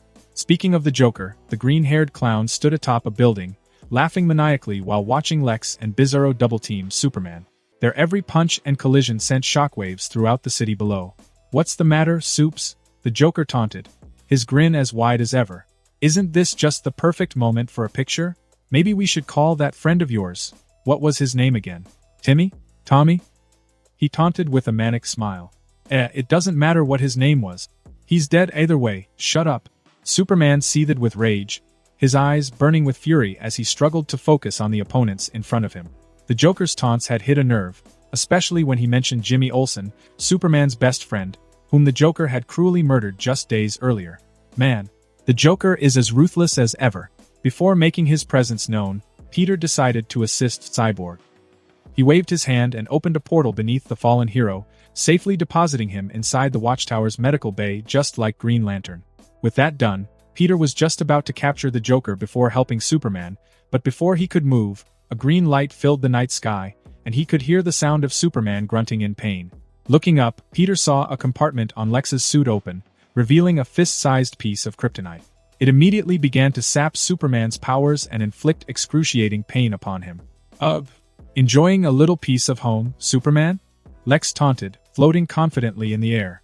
"You know, I always love to see you powerless. It's quite entertaining, really, when a god feels what it's like to be an ordinary man." Peter watched as Lex, with a malicious grin, grasped the kryptonite and slapped it onto Superman's chest. Seconds later, a metal belt shot out from the suit, locking the kryptonite in place around Superman's chest. Before Peter could react, Lex gave a casual swipe of his hand, sending Superman crashing to the ground at the Joker's feet. The Joker burst into laughter, relishing the opportunity to beat down the fallen hero with a hail of stomping kicks. Superman, despite being powerless due to the kryptonite strapped to his chest, began to rise to his feet. His extensive training with Batman and Wonder Woman had honed his combat skills, allowing him to fight as a regular man. He looked Joker up and down with a bloodthirsty glare. "Oh, that smoldering stare of yours is almost as good as the Bat's," Joker practically moaned in pleasure. He was enjoying this entire situation more than anyone else present. Just as Lex and Bizarro descended to finish off the weakened Superman, Peter jumped into action, blocking their path. Lex froze, his eyes fixed cautiously on Peter, but Bizarro, driven by brute force, barreled forward. "Where do you think you're going?" Seeing Bizarro charging, Peter effortlessly backhanded the brute, sending him tumbling back towards Lex, who casually moved out of the way. Ultimately, Bizarro crashed into a nearby building, causing a spectacular, bone-shattering impact. Peter took a moment to assess the situation. Superman was holding his own against the Joker, and Peter couldn't help but notice the burning rage in Superman's eyes. He knew that Superman desired nothing more than to end the Joker's life, and Peter was willing to let him have that opportunity. However, to ensure Superman had the chance to deliver the justice he sought, Peter needed to keep Lex and Bizarro occupied. With a smirk under his mask, Peter waved the two villains over, eager to take on more of DC's notorious villains. "I wonder how many I can kill before we leave?" Seeing Peter appear and finally give him the opportunity to vent his frustration against the Joker, Superman smirked happily. Even as Joker punched him across the face, he couldn't help but smile. "It's just you and me now." This is just how I dreamt it would be." Joker seemed to enjoy the outcome as well. Superman, weakened by the kryptonite strapped to his chest, all alone for him to play with. But for Superman, this was a death match, a brutal confrontation born of vengeance. For the Joker had not only threatened Lois and his unborn child, but had also taken the life of his dear friend, Jimmy Olsen. As the battle commenced, the Joker couldn't help but cackle with glee. He danced around Superman, his manic laughter filling the air. He wore a malicious grin, his green hair fluttering in the breeze. Superman, despite his weakened state, was determined to bring this twisted nightmare to an end. He lunged at the Joker, fists clenched, but the kryptonite's presence weighed heavily on him. The Joker deftly sidestepped the punch, delivering a powerful kick to Superman's side. The Man of Steel stumbled back, gritting his teeth against the pain. But he couldn't afford to show weakness. The Joker would exploit it without hesitation. He advanced again, quicker this time, aiming to grab the clown and end this fight as quickly as possible. But the Joker was slippery, ducking and weaving, delivering a jab to Superman's jaw, causing him to stagger. It was clear that this fight would not be easy. If only this rock wasn't strapped to my chest, I would have pulverized him by now. With his honed speed and reflexes, the Joker evaded every punch Superman threw, taunting him as he danced around. "Come on, Supes. You can do better than that. Even Batman can beat me black and blue, and his superpower is being rich and broody. What's your excuse?" Superman fought through the pain, determined to avenge his friend's death. He swung with his good arm, and this time, his fist connected, sending the Joker sprawling. The clown's laughter faltered for just a moment as he crashed into a nearby wall. But the Joker was far from done. He sprang back to his feet, delivering a savage knee to Superman's abdomen. The Kryptonian hero winced in agony, his breath escaping in a painful gasp. Superman's eyes blazed with determination as he grabbed the Joker by the collar, lifting him off the ground. But the Joker wasn't one to go down easily. He drove his elbow into Superman's chin, forcing him to release his grip. With a wild grin, the Joker produced a hidden knife, which fell into his hand from his sleeve, slashing at Superman. The blade cut through his costume, drawing a thin line of blood, but the pain only fueled Superman's resolve. He tackled the Joker to the ground, wrestling for control of the weapon. Their struggle continued, a brutal back and forth. The Joker's laughter mixed with Superman's grunts of effort as they fought for dominance. The knife danced between them, a deadly instrument of their clash. In the midst of the chaos, the Joker's taunts continued. "You know, it was so easy to get under your skin. Lois, your child, Metropolis, your poor friend, Jimmy. I mean, the punchline didn't end as I'd hoped, but it was still funny, right?" Superman's vision blurred, not just from the kryptonite, but from the seething anger within him. He wanted nothing more than to end this madness, to put an end to the Joker's chaos once and for all. With one final surge of strength, Superman managed to wrest the knife from the Joker's grasp. In a swift motion, he tried to stab the Joker in the head, but the knife ended up stabbed into the ground beside the Joker's head instead. Giving up on the knife, Superman's hands closed around the Joker's throat, his fingers tightening. The laughter that had echoed through the night continued alongside a desperate gasp for air. "Do it, kill me, haha." The Joker's egged him on as his eyes widened at the fact that he really might die. This was a death match, and Superman was willing to deliver the ultimate justice. With a primal roar, Superman tightened his grip and snapped the Joker's neck, watching as the light left the clown's eyes. Though, the smile on Joker's face never disappeared. The city fell into a somber silence as Superman, still weakened by the kryptonite, rose to his feet. His eyes were a mix of sorrow, relief, and the weight of his actions. He had avenged Jimmy, protected Lois and his unborn child, and put an end to the Joker's madness for good. I did it. But before he could think on it for much longer, a loud bang filled the air as both Bizarro and Lex Luthor came crashing down from the sky above, colliding with the adjacent building. Minutes before the Joker's death, Peter stood firm, blocking the path of Lex Luthor and Bizarro. His stance was confident, a subtle smirk beneath his mask. Lex Luthor eyed Peter cautiously, his high-tech suit glistening in the city's dimly lit streets. "You pack quite the punch, don't you?" he asked as Bizarro fumed beside him, upset at being slapped into a building only moments ago. "I'm Lex Luthor, and who might you be?" "Just your friendly neighborhood Spider-Man," Peter answered with the usual line. Before Lex could continue the conversation, Bizarro, his brutish form still recovering from the impact with the building, growled with rage. His monstrous fists clenched, and his eyes locked onto Peter. "Bizarro crush puny spider." Peter couldn't help but chuckle. "You know, I've already killed 3 villains since I've arrived in this universe, and I'm trying to get my kill count even higher. So why don't we do what the guy with a few missing chromosomes wants and skip the talking, huh?" With lightning speed, Peter disappeared and reappeared beside Bizarro, slapping him for a second time, knowing full well that it would enrage the big idiot even further. While Bizarro launched backwards for a second time, Peter didn't waste a single second and lunged at Lex, who activated his suit's defenses just in time. A shimmering force field erupted around him, deflecting Peter's initial strike. Lex grinned, his confidence unwavering. "Impressive, but it's not going to be that easy." Peter wasn't discouraged. He unleashed a barrage of punches and kicks, each one faster and more precise than the last. And surprisingly, Lex's suit held up against the assault, but it was clear that Peter was pushing the limits of its defensive capabilities. Just as Lex's shields were about to break, Bizarro charged toward Peter with a roar. His fists were like wrecking balls, but Peter's agility gave him the upper hand. He dodged, weaved, and countered with precise strikes that left Bizarro reeling. "Is that all you've got?" Peter taunted as he somersaulted over Bizarro, landing a powerful kick to the back of the brute's head. Bizarro stumbled forward, crashing into a nearby car with a deafening impact. Peter returned his attention to Lex, who was waiting for his force field to recharge. With a grin, Peter intensified his assault. "You know, I'm actually impressed by this tech of yours. It's too bad that it's about to take a serious beating." Lex grunted in frustration, realizing that his suit's defenses were shattered and gone. In a last-ditch effort before Peter could land the next punch, he fired energy beams from his palms, forcing Peter to leap out of the way. The beams collided with a building, causing it to crumble in a shower of debris. As Peter avoided the blast, Bizarro returned to the fight, his fury unabated. He launched a massive punch at Peter, who managed to evade it at the last second. The shockwave from Bizarro's punch shattered the ground beneath them. "So close yet so far," Peter taunted, striking Bizarro's exposed neck with a well-aimed punch. The brute staggered, disoriented.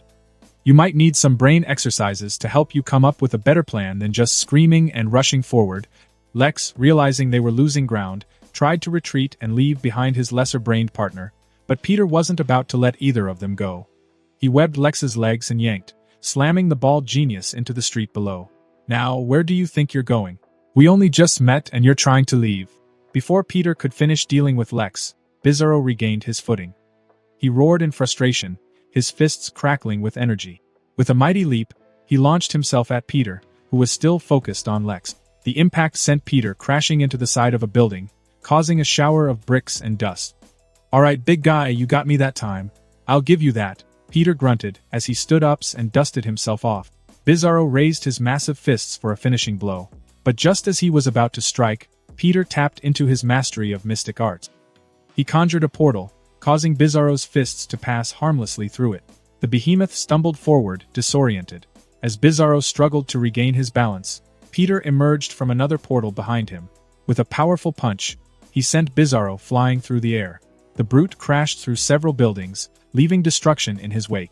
Turning back to Lex, Peter found the billionaire still sprawled out on the ground, trapped by his webbing. "Now, Lex, where were we again?" Peter said with a grin. He was confident that Lex wouldn't be causing trouble anytime soon. But just as Peter was about to interrogate Lex further, Bizarro returned to the battle, his eyes filled with fury.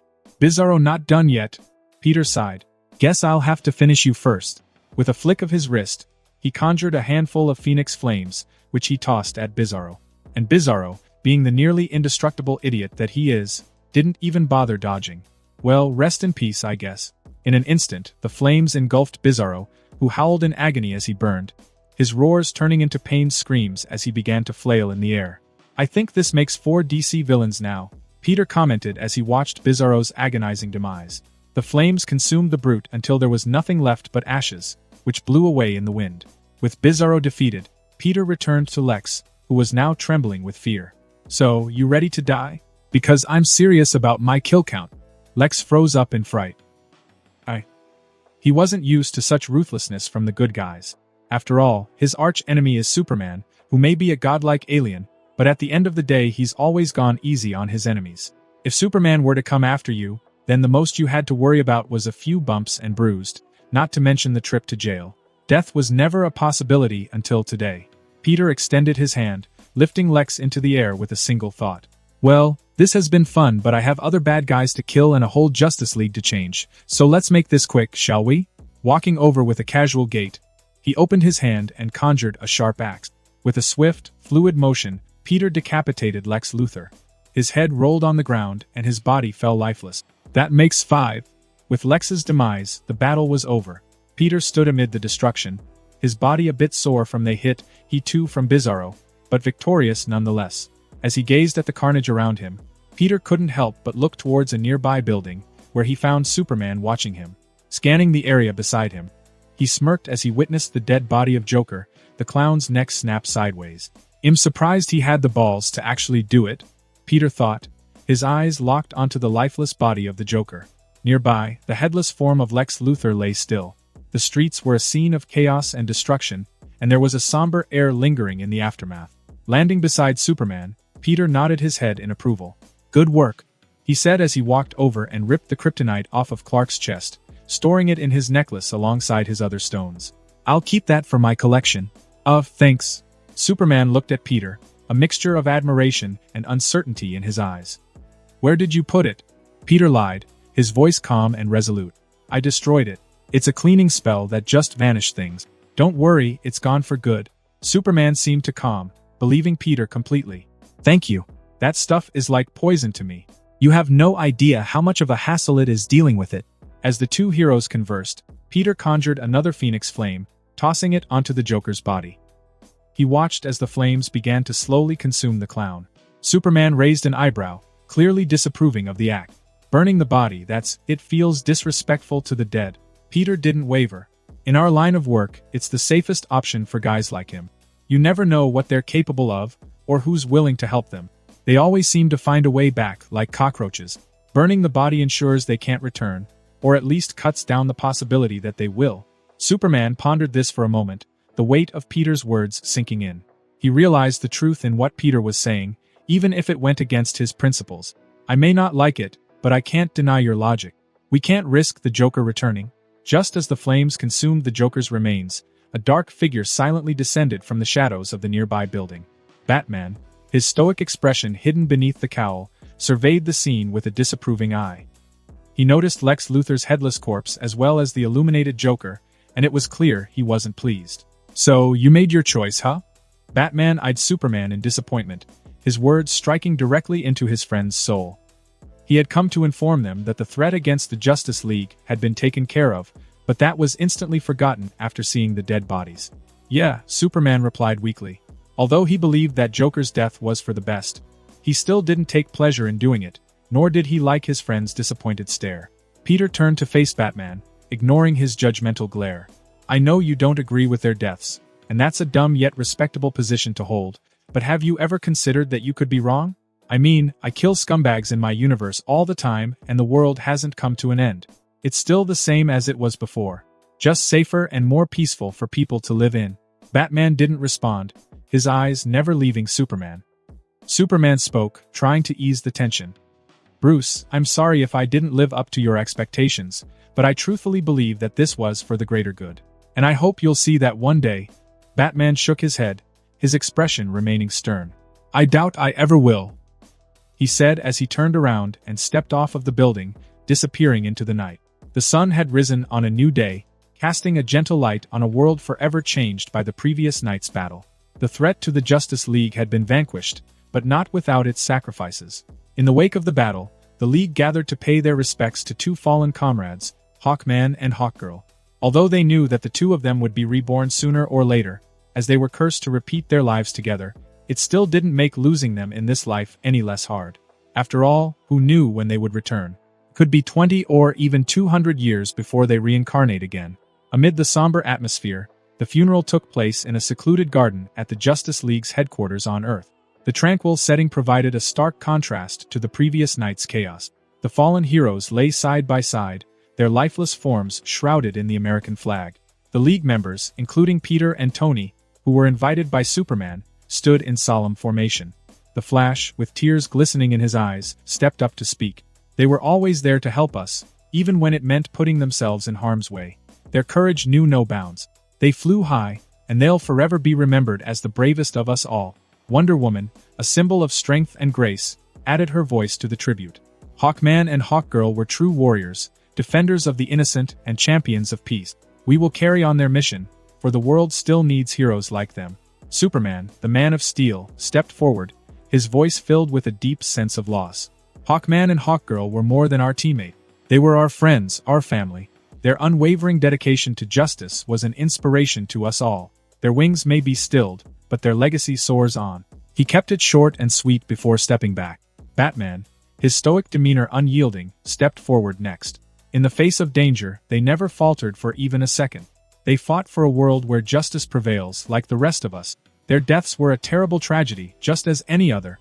He paused for a moment to look around the crowd, his gaze landing heavily on Superman. Because life is precious, no matter who that life might belong to. Tony rolled his eyes as he leaned over to whisper in Peter's ear. Did this bastard just use a funeral speech to lecture us? Peter nodded his head, noticing the annoyed look on Superman's face. Yeah, he did. As the eulogies came to an end, the heroes of the Justice League lowered Hawkman and Hawkgirl into the ground.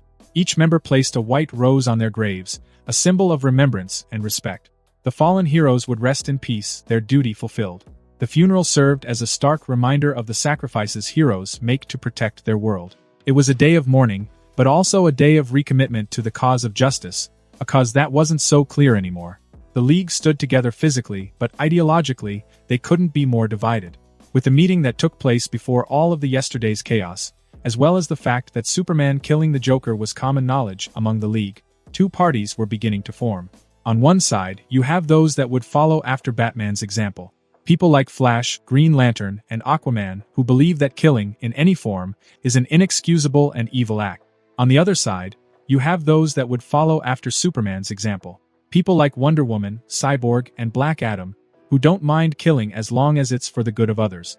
Especially Black Adam, who has always been more of an antihero than anything else. Soon enough, the sun dipped below the horizon, casting a warm glow over the garden as the heroes took their leave. In the face of recent controversies, they found strength in their own group. Batman sympathizers seemed to gravitate toward each other, and the same could be said for Superman's side as well. Watching this happen in real time, Peter and Tony shared a concerned glance. Are you thinking what I'm thinking? Peter asked. Justice League Civil War? Tony guessed. Yeah, that sounds about right. In the heart of the Justice League headquarters, a solemn meeting room had been prepared. Superman, the iconic leader of the League, sat at the head of the long, polished table, his countenance one of gravity and determination. He spoke first, his voice carrying the weight of his resolve. My friends, we have come to a crossroads. The events of recent days have shown us that the world we protect is not as black and white as we once believed.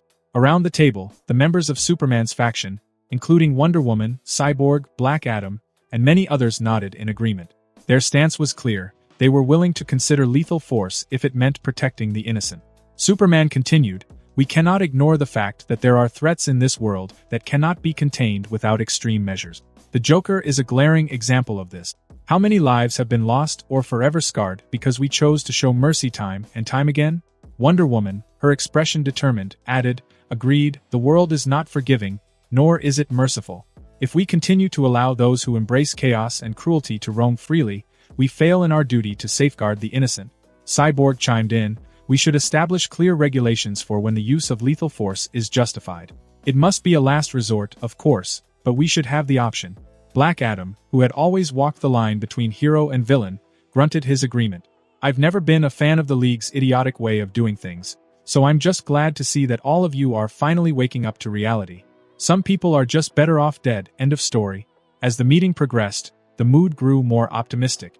The members of this faction envisioned a future where they could be more effective protectors, unburdened by the limitations of a strict no-kill policy.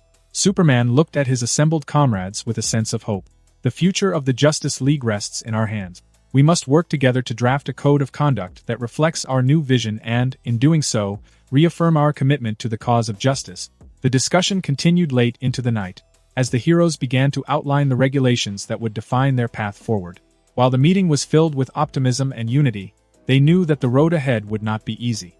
The Justice League stood on the precipice of a significant transformation, one that would shape the future of heroism in their world. As the meeting concluded, Superman stood and offered a final thought. We will face opposition and challenges, but together we can forge a better world. Our mission remains unchanged, to protect the innocent, no matter the cost. With newfound purpose, the members of Superman's faction left the meeting room, ready to embark on a journey that would redefine the very essence of heroism. Just as Superman and his faction were holding a meeting, Batman's faction held one of their own as well. The heroes had paid their respects to the fallen, and swiftly come together to discuss the recent developments. Batman, the Dark Knight, sat at the head of a dimly lit conference table, his expression as stoic as ever. The room was filled with the loyal members of Batman's faction, the Flash, Green Lantern, Aquaman, and several others who shared his unwavering belief in the sanctity of life, even in the face of the darkest evils. The Flash, his trademark red suit looking somber, broke the silence. We all know where this is headed. Half the League wants to follow Superman's example, and it's going to tear us apart. Green Lantern, his emerald ring glowing faintly, nodded in agreement. It's not just about ideology anymore. It's about what kind of world we want to leave behind. Aquaman, with his commanding presence, spoke with a sense of urgency. I've seen enough bloodshed in the oceans to last a lifetime. I won't stand by while our League descends into this chaos. Batman leaned forward, his cape pooling around him like a shroud. We need to address this issue head-on. We can't let our differences divide us further. Especially when we have people like Wonder Woman and our guests, who are whispering nonsense into Superman's ear 24/7. The heroes exchanged troubled glances, fully aware of the stakes. They believed that Wonder Woman, Peter and Tony were corrupting Superman, pushing him down a path they couldn't condone. The memory of the Joker's death at Superman's hands still bothered them, a grim reminder of the shifting moral compass within their rank. The Flash sighed deeply. But how do we convince Superman and his followers to see things our way? They truly believe that their way is for the greater good. Batman's voice was laced with frustration. We need to find a way to reach him, to make him understand that there are lines we should never cross. Killing can't be our solution. Green Lantern offered a suggestion. Maybe we should initiate a discussion, an open dialogue with Superman's faction. Try to find some common ground. Aquaman frowned, crossing his arms. I've known Superman for years. He's not one to easily change his mind. Maybe that would work if he hadn't already killed someone, but that ship's already sailed. Worst case scenario, he might see our efforts as a threat to his newfound ideals. Best case scenario, we push him further and further into his beliefs. As the heroes pondered their next steps, the room grew heavy with doubt and apprehension. They all understood that if this conflict couldn't be resolved through words, it might come to blows. A civil war among the Justice League was a dire prospect, one they hoped to avoid. The Flash tapped his fingers on the table thoughtfully. We have to prepare for the worst, just in case. We can't let our world fall under a tyrannical Justice League. Batman nodded, his jaw set in determination. Agreed, we'll do whatever it takes to protect the world from those who would become tyrants, no matter who they may be. With that, the meeting came to a solemn conclusion, leaving a sense of foreboding hanging in the air. The Justice League had been a symbol of hope and unity, but the fracture within their ranks threatened to change everything. As they departed, Batman's faction couldn't help but wonder if their ideals would be enough to save their world from the chaos that loomed on the horizon. Days after the solemn funeral, while Batman's and Superman's factions were engaged in secret discussions, Peter and Tony found themselves in their temporary base in Gotham, tinkering with their ship. The dimly lit workshop was filled with the hum of technology and the scent of metal and grease. Peter, his hands deftly working on the last screw on the control panel, couldn't help but break the silence. Tony, we've fixed the ship, and we've seen enough drama here to last a lifetime. It's time for me to go back to MJ, Lily, and the rest of my family. I've been away for too long as it is. Tony, who was hunched over a holographic display, remained absorbed in his work. I get it, I really do. But look at what's happening here. Superman and Batman are on the brink of a full-blown war, and we've got a front-row seat. Do you really want to miss out on this? Peter sighed, leaning back in his chair. Tony, I've got a kid to get back to. MJ's been holding down the fort while I've been gallivanting around the multiverse. And to top it all off, we might be adopting another kid. I got shit to do. Tony finally turned to face Peter, his expression serious. Pete, I know family's important, but you and I both know how unique this situation is. We've got a ringside view of history in the making. Think about it. Justice League Civil War. It's like something straight out of a comic book. Peter couldn't help but smile at Tony's enthusiasm. You've got a point, Tony. It's tempting, and I'm curious to see how this all pans out. But I can't stay here forever. I'll stay a bit longer, just to satisfy your craving for drama, but then it's back to reality for us. After all, let's not forget that Pepper is probably waiting for you as well. Tony grinned, clapping Peter on the back. That's the spirit. Besides, we can do some good here. We've got connections, skills, and knowledge. Maybe we can help mediate this whole mess and prevent it from getting too bad. Peter nodded, realizing that Tony was right. They had a unique position in this world, and their presence could make a difference. Okay, Tony, we'll stay for a while longer. I won't lie, I do want to try and convince Batman that, sometimes, killing is the right thing to do. But we can't let this drag on forever. My family is waiting, and I've got a ton of other responsibilities as well. With a renewed sense of purpose, Peter and Tony continued their work on the ship, making sure it was fully operational. As they did, they couldn't help but wonder what the future held for the Justice League and the world they found themselves visiting. Meanwhile, in the time that Peter and Tony spent to fix up their ship, Superman and his faction had not remained idle. They had been hard at work drafting new regulations for the League, or at least their side of the League. These regulations were controversial, allowing members to use lethal force under specific circumstances, something that had been strictly prohibited in the past. They believed it was a necessary evolution to better protect the world. Additionally, Superman and his followers had begun involving themselves in international conflicts, something that the Justice League had previously avoided. The world had grown more complex, and they felt that they needed to take a more active role in resolving global issues. One such scenario unfolded in a war-torn South American country ruled by a ruthless dictator. The citizens had been living under his oppressive regime for years, and they were practically hostages in their own land. As Superman and his faction descended upon the crisis-ridden nation, they were met with fear, hope, and uncertainty from the citizens. The dictator, known as General Vasquez, had a stronghold in the heart of the capital city. He had hoarded wealth while his people suffered, and he was not above using brutal force to maintain his grip on power. Superman and Wonder Woman landed in the city, their presence a beacon of hope for the oppressed. The citizens watched from the shadows, afraid to openly support the heroes, but their hearts swelled with the possibility of freedom. General Vasquez's soldiers were heavily armed and fortified. They had orders to shoot on sight, and they defended their dictator with fanatical loyalty. As the Justice League members approached the stronghold, the soldiers opened fire.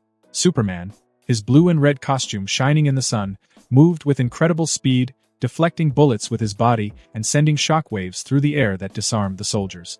Wonder Woman, wielding her lasso of truth, bounded through the air, capturing enemies and compelling them to surrender. Their combined prowess allowed them to bulldoze past all security measures with ease, leaving General Vasquez and his men shocked and confused. After seeing the state of the civilian population, it was hard for their of them to show restraint as they unleashed the full extent of their immense power on Vasquez's army. In a matter of minutes, the stronghold was taken. General Vasquez, bloodied and defeated, was brought before the League. The citizens emerged from hiding, their tears of joy flowing as they witnessed the end of their oppressor's reign. Superman, his voice carrying authority, spoke to the people with Vasquez kneeling in defeat before them. You have been oppressed for far too long. But that ends today. You're free to rebuild your government however you wish, but I do recommend democracy. He motions toward the raided dictator.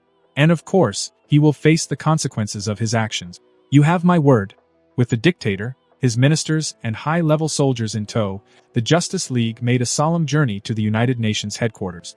They delivered General Vasquez to face international justice for his crimes against humanity.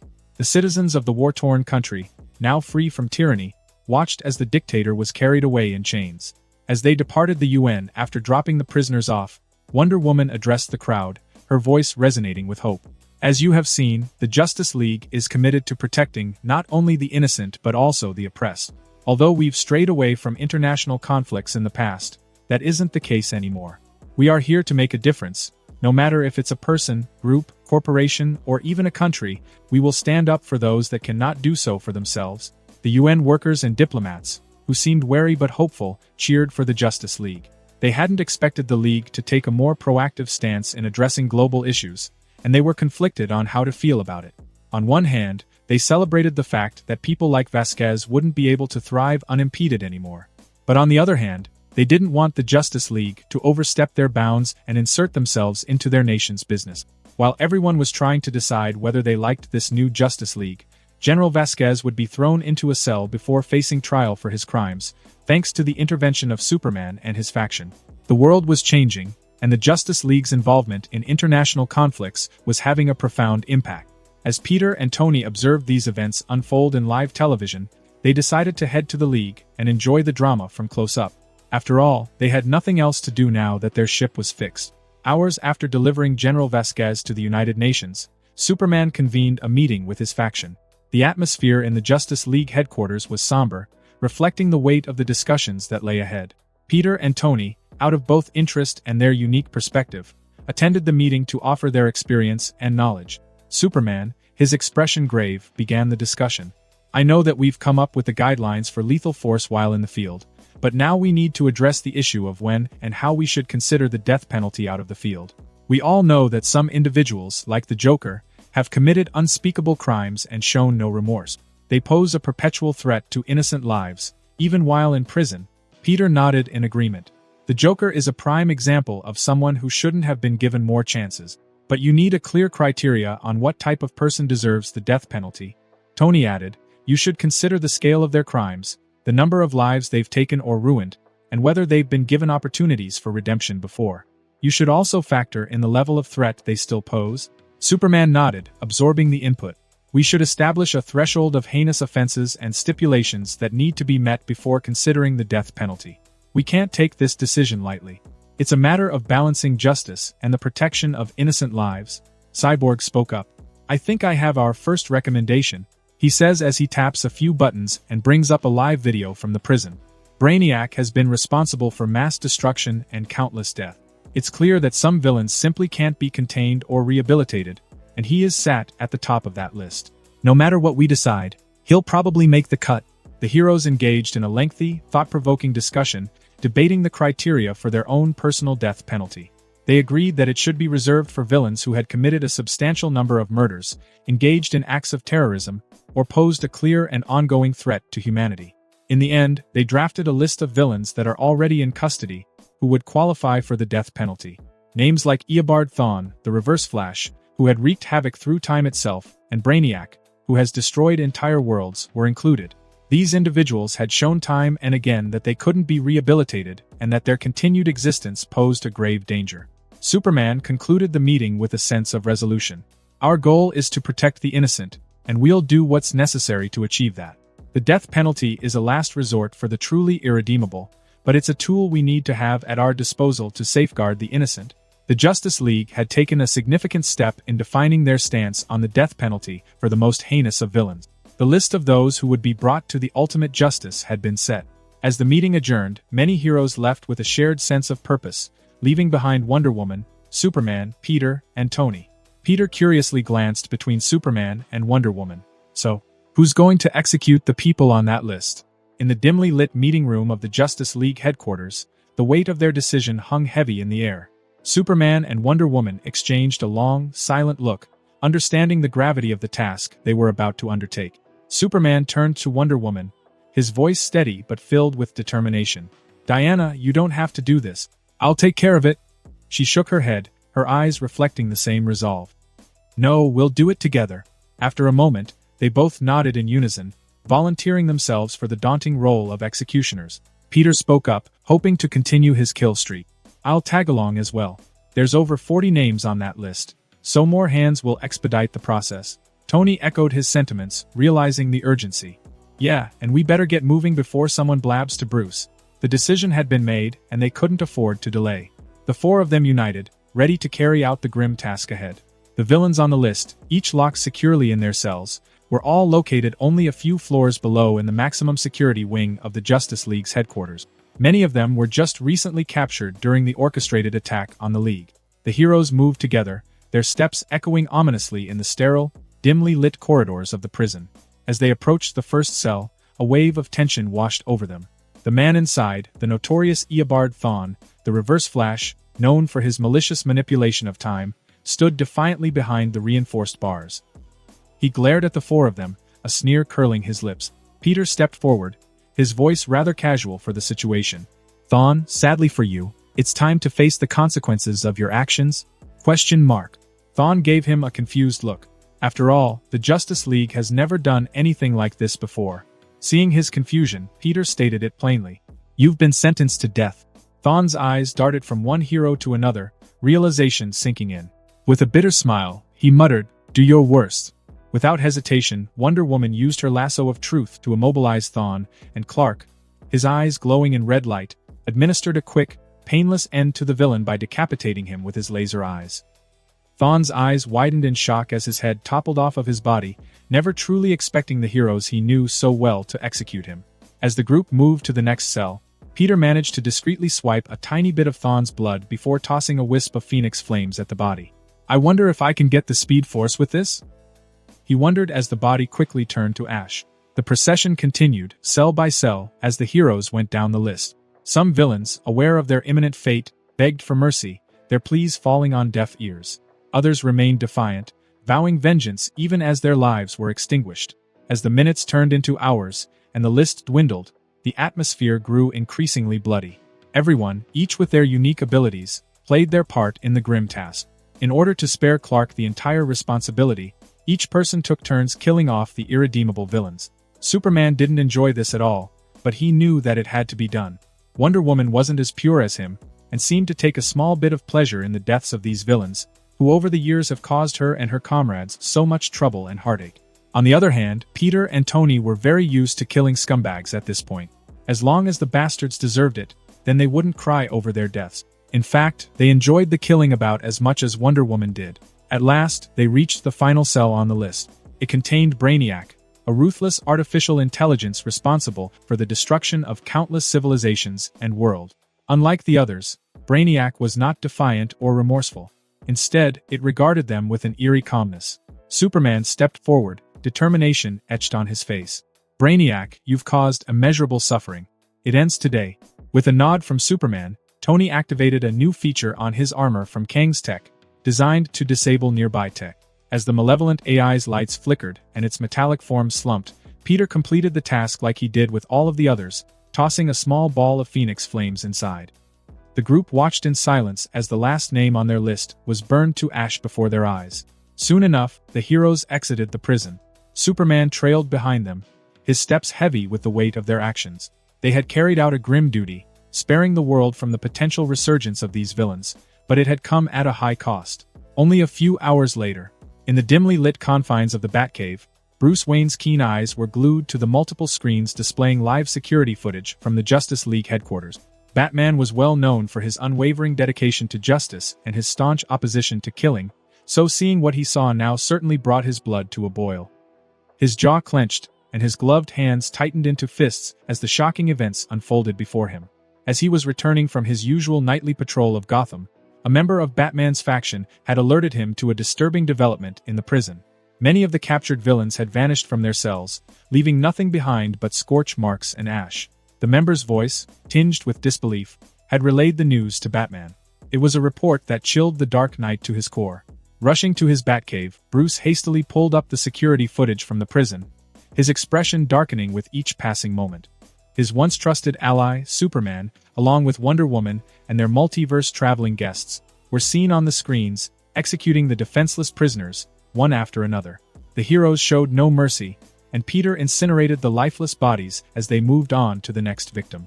Batman watched in disbelief and horror, his gloved hands tightly clenching his chair's armrests.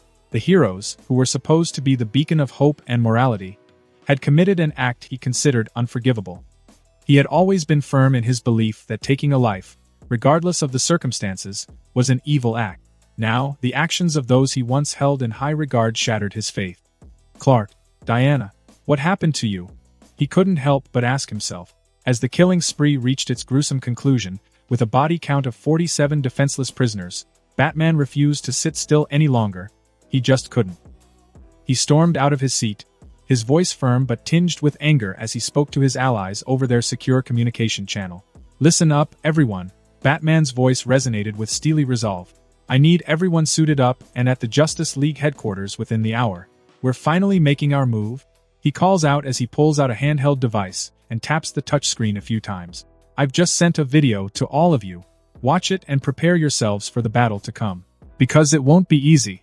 His faction, filled with heroes who had shared his principles and values, listened in shock and disbelief as they received the video footage of the prison executions. Their responses ranged from anger to disbelief, mirroring Batman's own emotions. Flash's voice crackled over the comms. "That can't be real. Is that really Superman? It can't be, right?" Green Lantern spoke in agreement. "Yeah, are we sure that's Superman?" Batman grunted in response. "It's him all right," Martian Manhunter added. "This goes against everything the Justice League stands for. It's a betrayal of our core values." As the heroes digested the shocking information, Batman prepared to confront Superman and the others. He knew that it would be a confrontation of epic proportions, pitting friend against friend, and testing the very foundations of the Justice League. With a deep breath, Batman declared, "We can't let this stand. I need each of you ready for action. We're going to confront them and demand an explanation for this atrocity. Get to the rendezvous point, and be prepared for anything. It's about time we put a stop to this madness." Relaxing in the Justice League headquarters, Peter and Tony lounged in the dimly lit media room, the silence between them broken only by the soft hum of the AC. Tony's patience wore thin, a growling reminder from his stomach that he hadn't eaten in hours. He shot a disgruntled glance at the wall clock. "Come on, Peter," Tony complained, the frustration evident in his voice. "We've been waiting here forever, and nothing's happening. I'm starving. Can we just grab a bite to eat?" Peter, however, had a thoughtful expression on his face. He turned to Tony with a knowing look, and his response was laced with significance. "Tony, have you thought about what happens when Batman finds out about what we did?" Tony's eyes widened in realization as the gravity of their actions sank in. "You mean Justice League Civil War?" Peter nodded in agreement. "That's exactly what I mean. We've just set the stage for a major conflict among them, which will no doubt be interesting to watch. Are you sure you still want to leave? We might miss the good parts." Tony shook his head, a wry smile playing on his lips.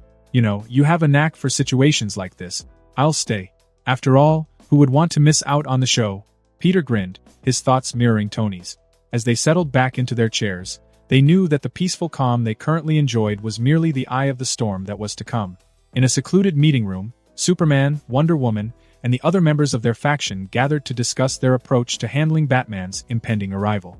It was a somber and grave conversation as they grappled with the weight of their actions.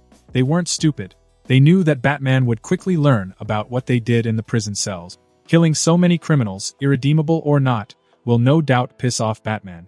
And they knew he wouldn't sit still. A nervous silence filled the room as everyone contemplated the chaos to come. Superman, with a furrowed brow, was the first to break the silence. "Batman will undoubtedly confront us about the executions. Our actions, while necessary in our eyes, go against everything he stands for. How do we handle this, and how do we convince him that it was the right choice?" Wonder Woman, her eyes reflecting the same turmoil, chimed in. "We need to make it clear that they were beyond redemption, that they were a threat not just to us but to the world. The likes of Brainiac, Thawne, and others like them have caused untold suffering. It was our duty to ensure they could never harm anyone again." Cyborg, his metallic features revealing a sense of unease, added, "But we also need to consider how we can prevent an all-out conflict with Batman and his side of the League. We can't afford to be divided, especially now, when we're trying to shape the new order of the League." Superman nodded in agreement, recognizing the need for unity. "Yeah, we should try to reason with them. Batman's a strategist, and we should try to present a strong case for our actions. Convince him that this was the only option." As their conversation continued, the tension in the room remained high, but they hoped to resolve the coming conflict with words alone. They knew that their once united League was at risk of splitting, and the consequences of that division could be dire. Meanwhile, as Superman and his faction were hoping to solve things peacefully, Peter perked up in his seat, catching Tony's attention. "They're here." Hopping to his feet, Peter walked to the lobby of the Justice League, followed by Tony, who already activated his suit. Outside the floor-to-ceiling windows, Peter let out a whistle as he watched a small army of heroes standing outside. "Hey, did he copy my suit?" Tony asked, eyeing the man at the front of the army forming outside. Batman, in a mechanical Iron Man-like suit, led his faction to the Justice League headquarters. His eyes glowed in a green light, which matched the sleek outlines on his suit. He came for a fight and seemed to bring along the kryptonite as well. Peter shrugged as he and Tony casually stepped outside. "It does look a lot like your armor, doesn't it? Though I doubt he has any of your tech." Tony glared at Batman unhappily. "Jarvis, when did he scan my armor?" Jarvis replies, "I apologize, sir, but there's no record of any scans." As Tony was trying to figure out how Batman reverse-engineered a template of his armor, the doors behind them opened once again, revealing Superman and a long trail of League members. As the two sides stood across from one another with Peter and Tony at the center, Superman's eyes landed on Batman and widened as he caught sight of the armor he was wearing, realizing the presence of kryptonite. It was a calculated move, a clear indication that Batman was ready to take extreme measures to make his point. Superman began, his voice laced with regret and determination. "I know what you all have seen, and I understand how it looks, but we need you to understand the reasons behind our actions. These were not decisions taken lightly. Each of those criminals we executed posed a clear and present danger to the world, a danger that we couldn't allow to persist."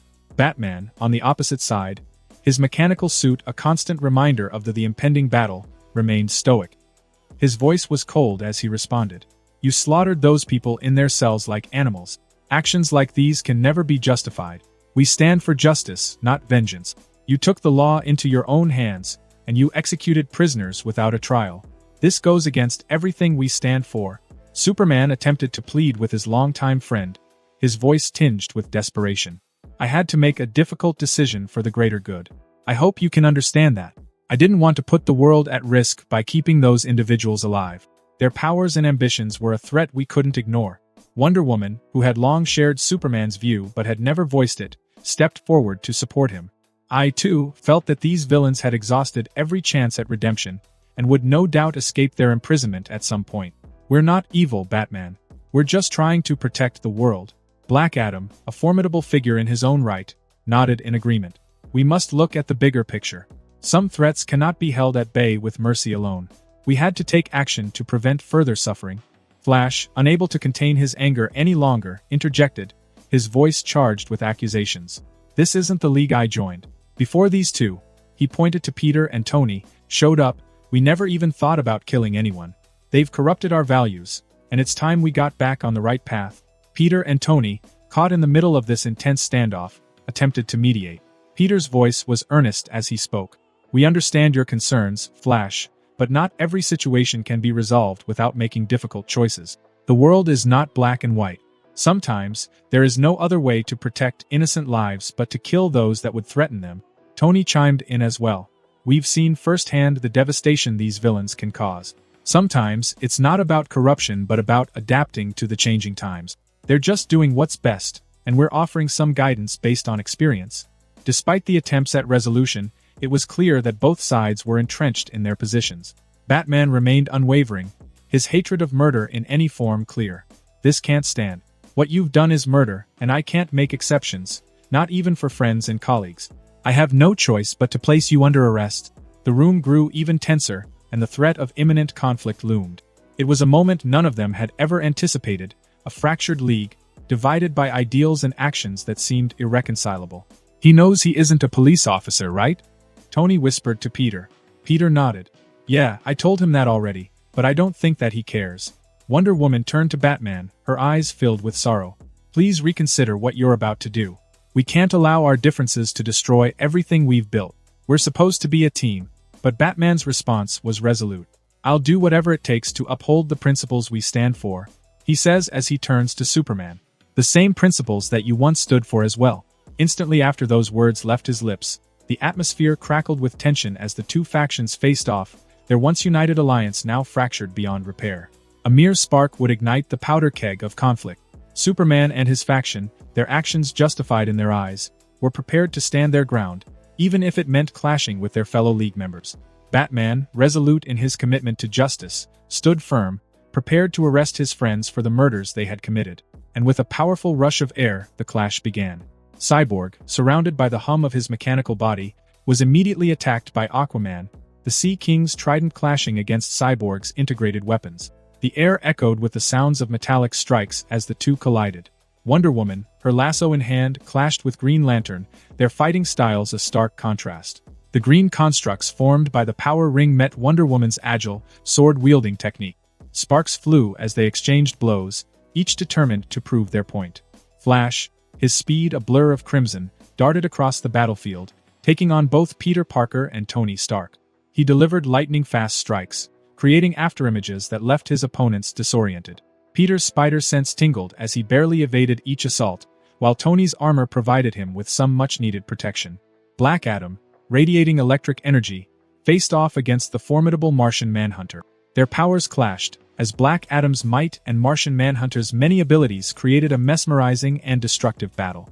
Superman and Batman, the leaders of their respective factions, locked eyes from their original positions. Their unwavering gazes were filled with sorrow and determination. Their clash, a confrontation between two pillars of the League, was inevitable.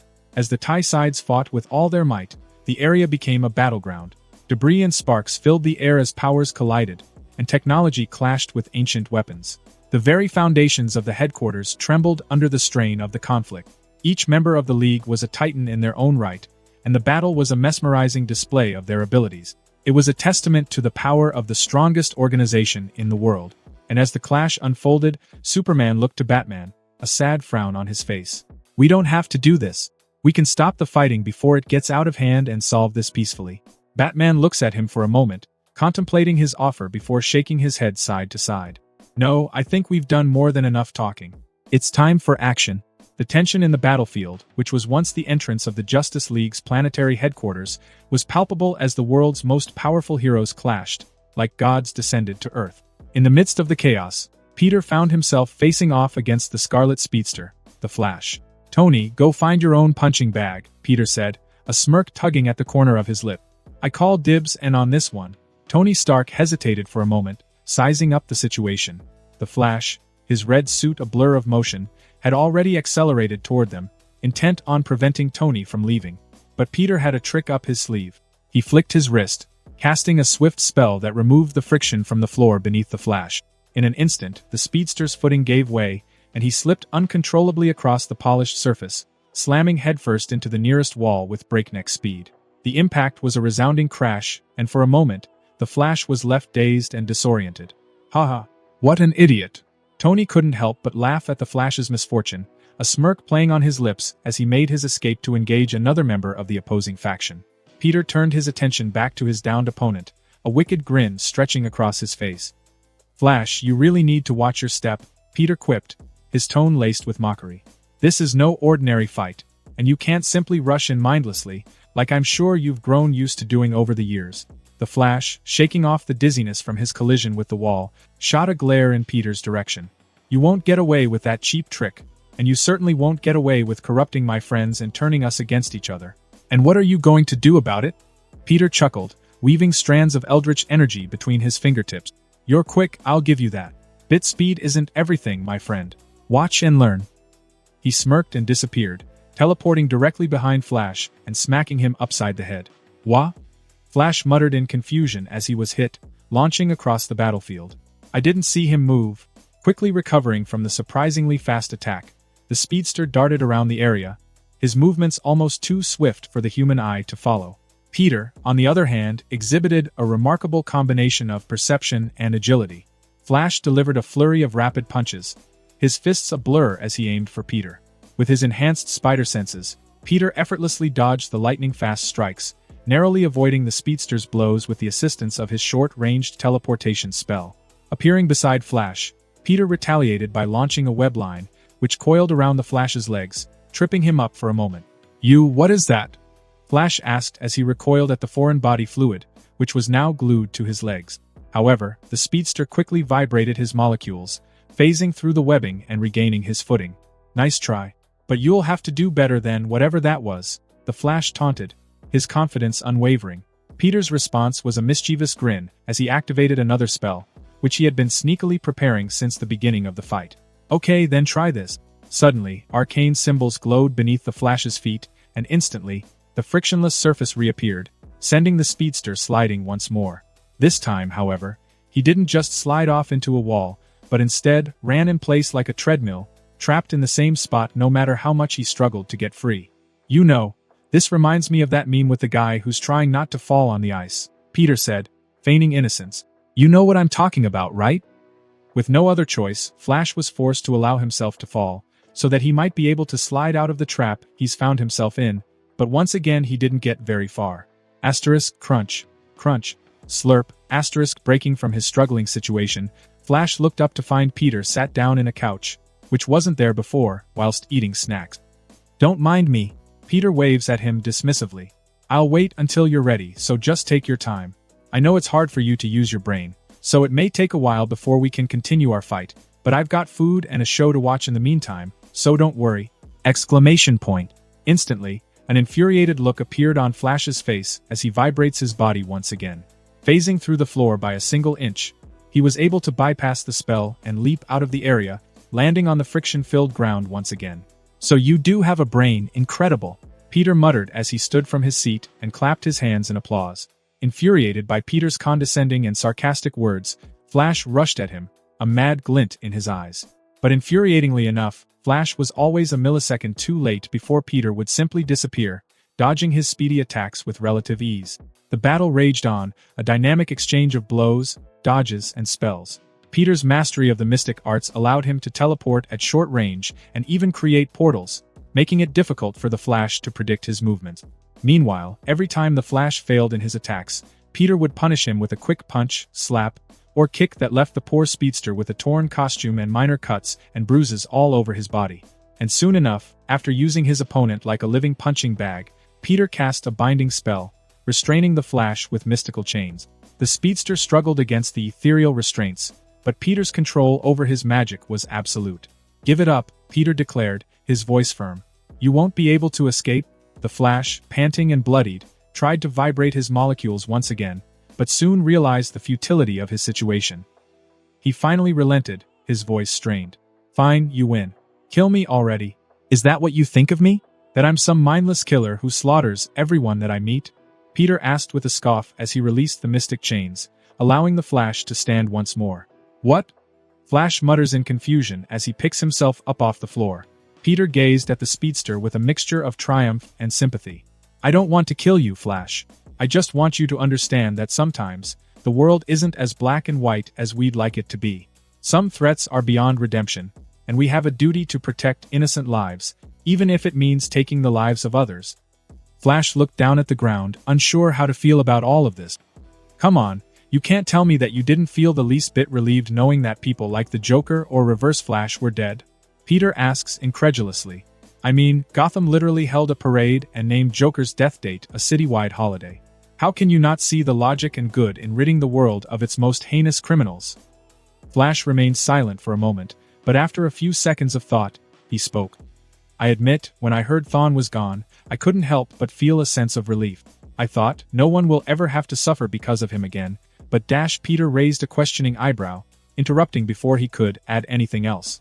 Then why are you on Batman's side? It seems like you agree with us. Just because I was relieved doesn't mean I agree with their deaths. Flash said weakly, as if he were internally conflicted. So you like that they're gone but don't like what was needed to be done in order to make that happen? Peter asked in annoyance. I guess. Flash answered. You're really an idiot, you know that? Peter stated matter-of-factly. You remind me of animal lovers, who would argue all day long for the lives of cows or other farm animals, while still regularly enjoying meat from their local grocery store. You're a hypocrite who doesn't have the balls to do what they know is right.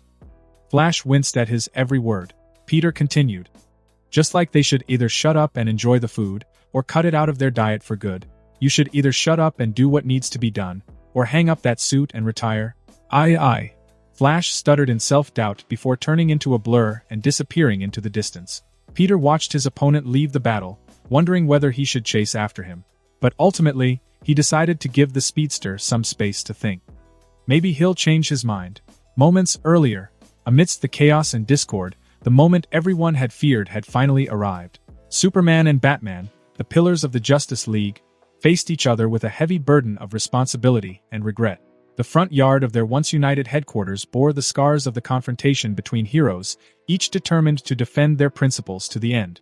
Superman, his blue and red costume still pristine despite the turmoil around him, floated just above the ground, his expression a mix of sorrow and determination. He knew that this would happen, yet he still hoped that words alone would be able to solve everything.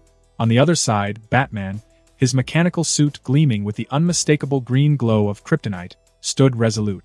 He couldn't turn a blind eye to Superman's behavior any longer. Seeing that Superman wasn't making the first move, Batman decided to be the one to kick things off. With a burst of inhuman speed, he lunged forward, his every move enhanced by the suit, which covered his entire body. The whole battlefield was a chaotic storm of clashes and powers, heroes and villains locked in a fierce struggle. At the epicenter of it all, two titans faced off, each with their own convictions and strengths pushing them towards conflict. Superman, his eyes burning with a mix of betrayal and annoyance, floated a few feet above the ground, cape billowing behind him. His chiseled muscles were barely contained by his iconic blue and red suit, a symbol of hope that had inspired many. Yet, in this moment, hope seemed to be in short supply. Opposite him, Batman, encased in a formidable mechanical suit, gazed at Superman with steely resolve. The suit's metallic surface gleamed in the flickering light of the ongoing battle, alongside the faint green glow of kryptonite. Superman broke the silence, his voice laced with disappointment. "Bruce, I never thought you'd stoop this low to use kryptonite against me." Batman's response was curt. "You left me no choice, Clark." With a burst of inhuman speed, Batman lunged forward, closing the gap between them in the blink of an eye. The first punch was a blur, the mechanical suit amplifying Batman's strength, and it collided with Superman's jaw, sending him staggering backward. Superman shook off the impact and retaliated with a powerful heat vision beam. The searing energy scorched the ground as Batman deftly dodged, jets on his suit roaring to life.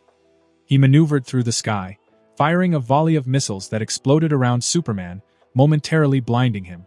As the smoke cleared, Superman charged forward, fists clenched. His punches landed with earth-shattering force, creating shockwaves that rattled the battlefield. Batman's suit absorbed much of the damage, but he felt the impact in his bones. "Is this the only way, Bruce?" Superman asked, his superhuman speed allowing him to land blows faster than the eye could follow. "To fight your friends and comrades to prove your point?" Batman parried a strike and countered with a precision blow to Superman's midsection, his fist pulsing in a green light. Superman gasped, a searing pain ripping through him. "Ugh!" The weakened Kryptonian spit out a mouthful of blood as his ribs cracked, buckling under Batman's assault. "I'll do what I must to protect the world, even from you," Batman growled, his voice distorted by the metallic helmet of his suit. Superman's frustration was evident as he unleashed a devastating heat vision blast, forcing Batman to activate an energy shield that shimmered to life in front of him. The intense heat caused the shield to crack and sizzle, but it held. Their battle continued, each move a calculated dance of power and strategy. Batman's suit enhanced his physical abilities, giving him the strength to hold his own against the Kryptonian powerhouse. Meanwhile, the kryptonite in his suit served as a constant reminder to Superman of his vulnerability. "Is this what it's come to, Clark?" Batman asked, grunting as he landed a punishing blow to Superman's face, splitting his lip. "Your godlike powers brought you adoration, but they also brought fear. Fear that one day, you'd turn against us all, which is why I created this suit. Though I hoped I'd never need to actually use it." Superman retaliated with a super-speed flurry of punches, his frustration mounting. "You think I'm the enemy? You, the man who came here in a suit made specifically to kill me? You, who allowed the Joker to slaughter so many people, over and over again?" he said accusingly. "Why can't you just see that you're wrong?" Blood trickled from Batman's mouth as he ducked and weaved to avoid the blows. "Sometimes, Clark, even heroes have to make the hard choices. Do you think I didn't want to kill the Joker? I would have loved to snap his neck and watch the life leave his eyes, just like you did, but life is precious, no matter who it belongs to." Their battle raged on, the whole league, including its leaders, waging war on one another. Batman's suit was battered, and Superman's invulnerability was useless thanks to the presence of kryptonite. Blood, cuts, and bruises adorned their bodies, evidence of the brutal confrontation. Superman's frustration grew with every punch he threw, his godlike powers momentarily usurped by the brilliant strategy of a mortal in a suit of armor. Batman's combat skills and unwavering resolve allowed him to hold his ground. As their brutal contest carried on, they closed the distance one another, and in a final, desperate lunge, Batman delivered a crushing blow to Superman's chest with the kryptonite-infused gauntlet. The Kryptonian gasped as the painful energy surged through him, sapping his strength. A guttural cry escaped Superman's lips, and he stumbled backward, his hands clutching his chest where the green glow of kryptonite persisted. The strength slowly drained from his body, and he fell to one knee, weakened and vulnerable. It was a moment of triumph for Batman, who stood over his fallen friend, the kryptonite gauntlet still radiating with its ominous glow. He was unyielding in his determination, undeterred by the betrayed look Superman was giving him, awaiting his death. "Don't worry, I'm not like you. You'll have your day in court just like everybody else. I'm not a murderer." Superman looked into his eyes and scoffed. "And I'm not a criminal. At least by my standards. Your standards don't matter." Just as Batman prepared to deliver the final blow, a voice rang out from above. "Yo!" Peter appeared overhead, his presence completely unexpected. He executed a swift kick, knocking Batman off balance and sending him crashing into the closest building, which exploded upon impact, sending debris flying everywhere. Superman, weakened from the kryptonite exposure, which has seeped into his many injuries, slowly pulled himself up into a seated position. His eyes met Peter's, and there was a sense of gratitude in his gaze. "Thank you." Crouching down beside the fallen hero, Peter asked with genuine concern, "Are you okay?" he asked, noticing the precious blood that dripped from Superman's wounds. "Don't mind if I do." Superman nodded, his voice strained. "I'll be fine." In that moment, as Peter bent down to check over the battered Kryptonian, he discreetly collected a few drops of Superman's blood and stashed them in a hidden compartment in his suit. No one saw him, and the exchange looked completely normal. Peter smirked. "With Sinestro's ring as well as Reverse Flash and Superman's blood, I would say this accidental trip was definitely worth my time." Although Peter wasn't sure whether the Speed Force could be transferred through blood, he was 100% sure that Superman's many powers would be. After all, every Kryptonian has the potential to be like Superman. All they need is the right sun to make it happen. As for the Speed Force, Peter was hopeful, but he wasn't confident. From what he knows, the Speed Force is a cosmic energy field and force based around velocity and movement, and one of the 7 forces of the universe. It is the representation of reality in motion, being the very cosmic force that pushes space and time forward. It grants all speedsters their power, which means he may not be able to take the ability without consent. Not to mention the fact that I don't even know if the Speed Force exists outside of the DC multiverse. Though technically, Wanda's brother, Pietro, could count as a speedster, so there is a possibility. Maybe I can use some of Pietro's blood if it doesn't work? Either way, Peter was more excited about getting Superman's powers than anything else, especially due to the fact that kryptonite doesn't exist in his universe. A Superman with no weaknesses is a scary thing to imagine, he thought, the smirk never leaving his face. It's going to be so awesome. As the dust from his impact settled, a disheveled figure emerged from the rubble of the headquarters building. Batman, battered and bruised, struggled to his feet, his mechanical suit showing signs of extensive damage. He glared at the interruption that had halted their confrontation. "Peter," he growled, his voice laced with irritation. "This was between Clark and me. You had no right to interfere." Peter, standing confidently, raised an eyebrow and smirked. "No right? Bruce, you brought kryptonite to a fistfight with Superman. You're lucky I stepped in before things got even messy, eh?" Batman's frustration boiled over as he lunged at Peter, his movements fueled by anger and desperation. His gauntlet, charged with kryptonite, was ready to strike. But sadly for him, kryptonite has zero effect on him. After all, Peter wasn't a Kryptonian. At least not yet. With ease, Peter leaned away from Batman's attack, a taunting chuckle escaping his lips. "You really think that's going to work, Bruce? You're out of your league here." Before Batman could react, Peter backhanded him across the face, sending him tumbling through the air. The Dark Knight crashed into the ground with a resounding thud, his suit's systems flickering as it struggled to maintain functionality. Superman, still recovering from his battle and the effects of the kryptonite, watched the whole battlefield with a mixture of sadness and resolve. He knew he had done what was necessary to eliminate dangerous threats, but seeing his former allies fight like mortal enemies weighed heavily on his conscience. The League's battles continued around him, heroes clashing and powers colliding. It was a stark reminder of how much had changed, how alliances had shifted, and how trust had eroded. With a sense of resolution, Peter declared, "I think this has gone on long enough." Superman, surprised by Peter's words, watched as the agile hero disappeared in a blur of speed.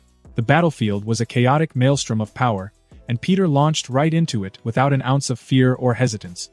He moved with unparalleled grace, a fusion of spider-like agility and skills honed through years of practice. Heroes clashed, but in the midst of the turmoil, they were unaware of one crucial detail. Peter was coming to put an end to this, and they wouldn't stand a chance. The first to notice his arrival, Aquaman, who raced towards him at lightning speed, trident aimed to deliver a devastating blow. Peter's senses, sharpened by his spider powers, allowed him to track every millisecond of the Sea King's movement. In a seamless dance of combat, Peter countered with a webline, entangling Aquaman's weapon and halting his momentum. "You're far too slow, Fishman," Peter taunted as he sent an electric pulse through the webbing, electrocuting and temporarily disorienting the Fish King. Before he could react, Peter unleashed a barrage of webs that immobilized him completely before pulling him closer and delivered a punch to the back of his head. "Oh, that looked like it hurt," Peter muttered as he watched Aquaman impact the ground, falling unconscious immediately. "Have a nice nap, okay?" Next, Peter turned his attention to Wonder Woman, who was currently fighting off 5 separate opponents. Black Canary, Robin, Batgirl, etc. Appearing behind the 5 weaker League members and associates, Peter made quick work of them before eyeing his real opponent. "What are you doing?" she asks, confused by the way Peter was looking at her. After all, they were on the same side. At least she thought they were. Peter shrugged, his lips quirking into a bloodthirsty smirk. "I decided to put an end to the fighting, but I thought it would be more fun if I beat everyone, don't you agree?" Raising an eyebrow, Diana stepped forward with her lasso in hand.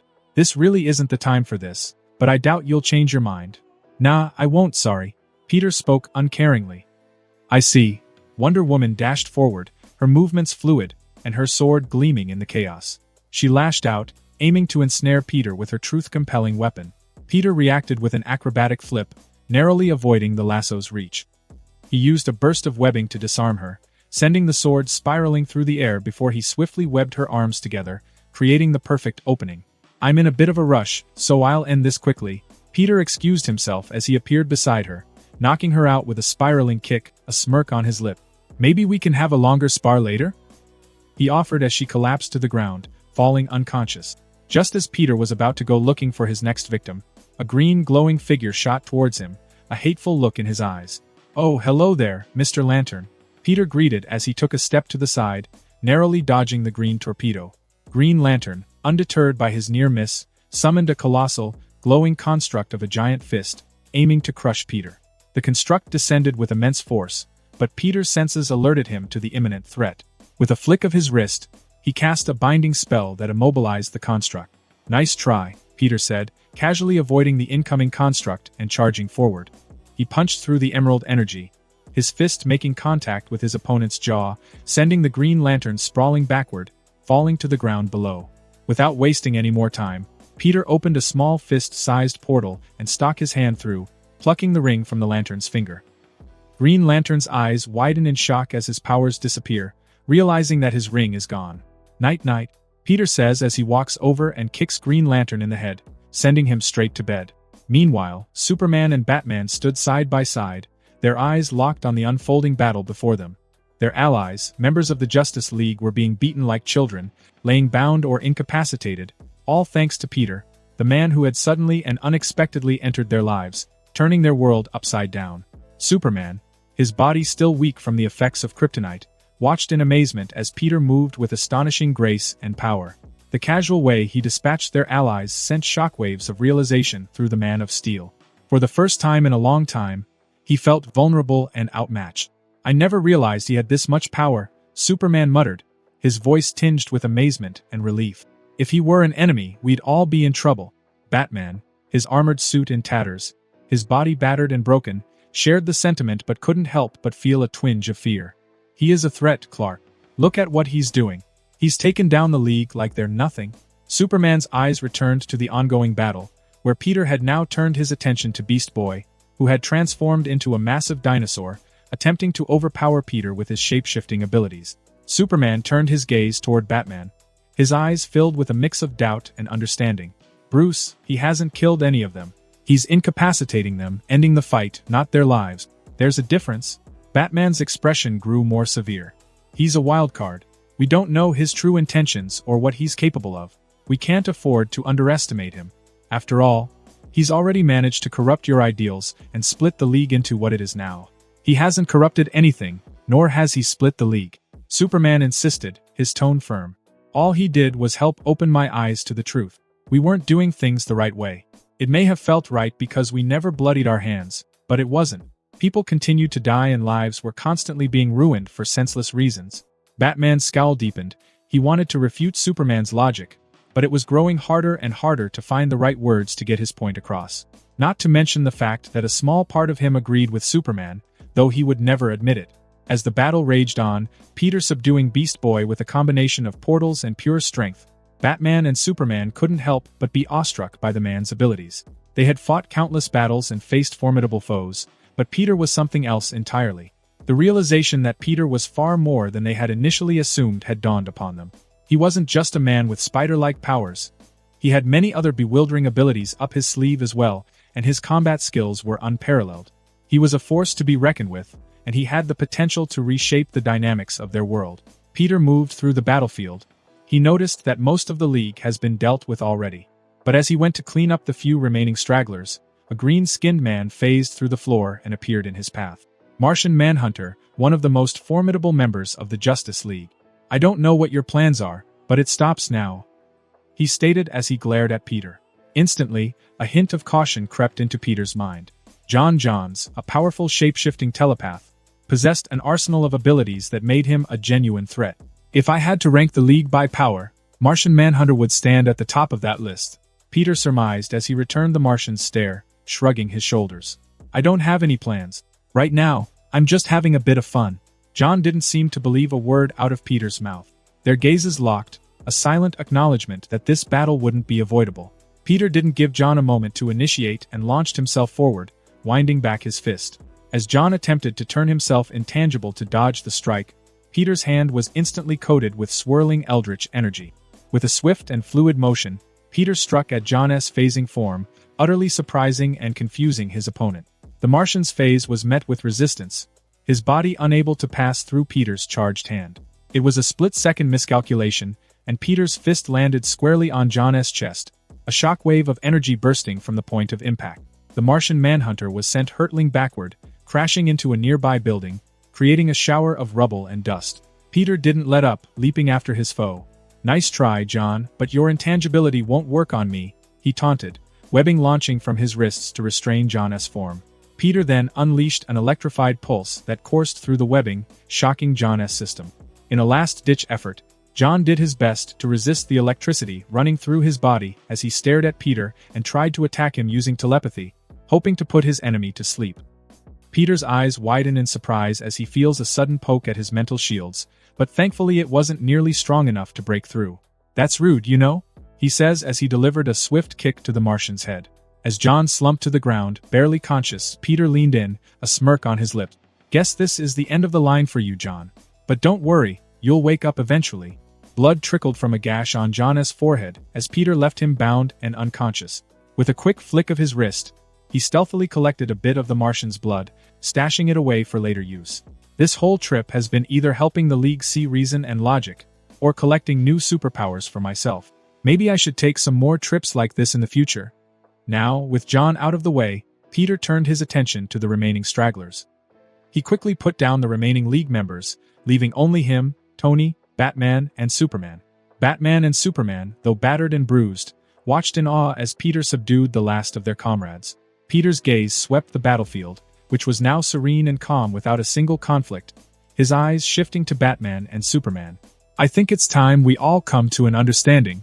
Once the Civil War was put to an end, Peter, Tony, Batman, and Superman took a moment to assess the battlefield. Many heroes lay injured, and some were unconscious, but not a single one was killed. Of course, Peter wouldn't let them suffer for long. Give me a minute, Peter told them as he waved his hands, drawing a large spell circle in the air. Eyes widening in alarm, Batman reaches for his belt, ready to stop Peter from whatever magic he was about to cast, but thankfully, Tony was there, rest a hand on his shoulder. Relax, Tony says as he gestures to the runes on the spell. I've studied a bit of magic, and although it's nowhere near as in-depth as Peter, I know that's a healing spell he's cooking up.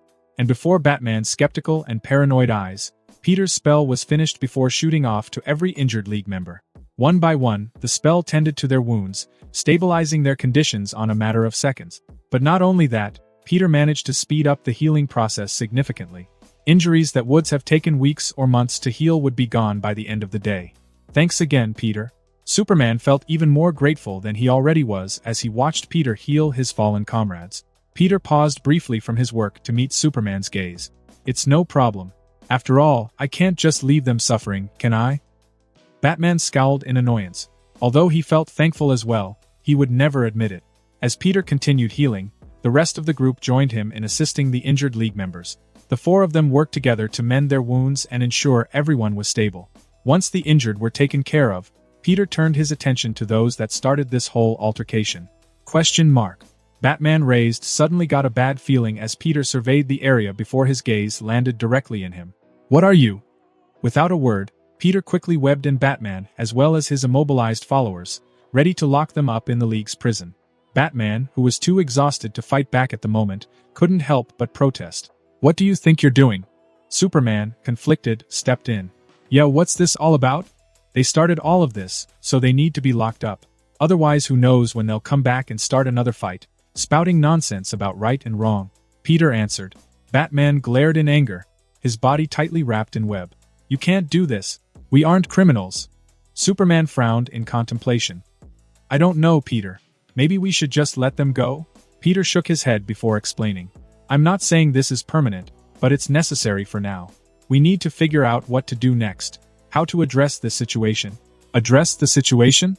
Superman asked in confusion. Yes, Peter nodded. Like, what is the League now? Are you two splitting up?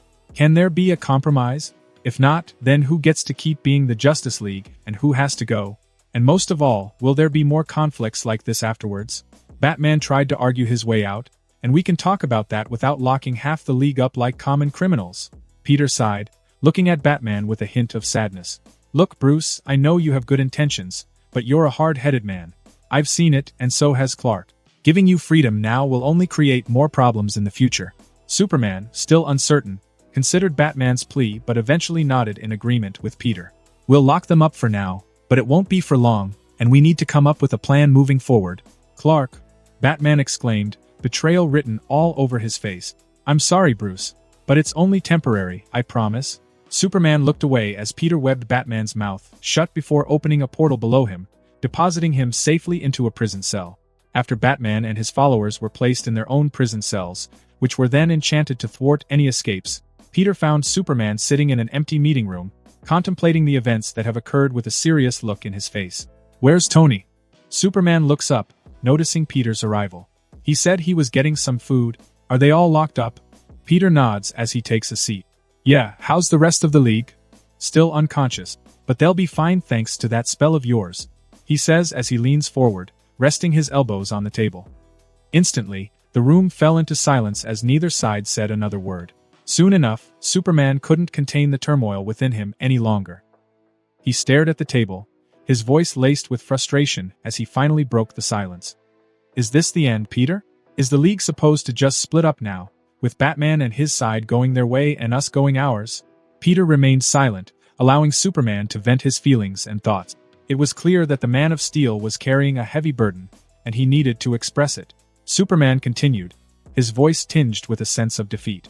I never thought it would come to this, to a point where we're divided like this.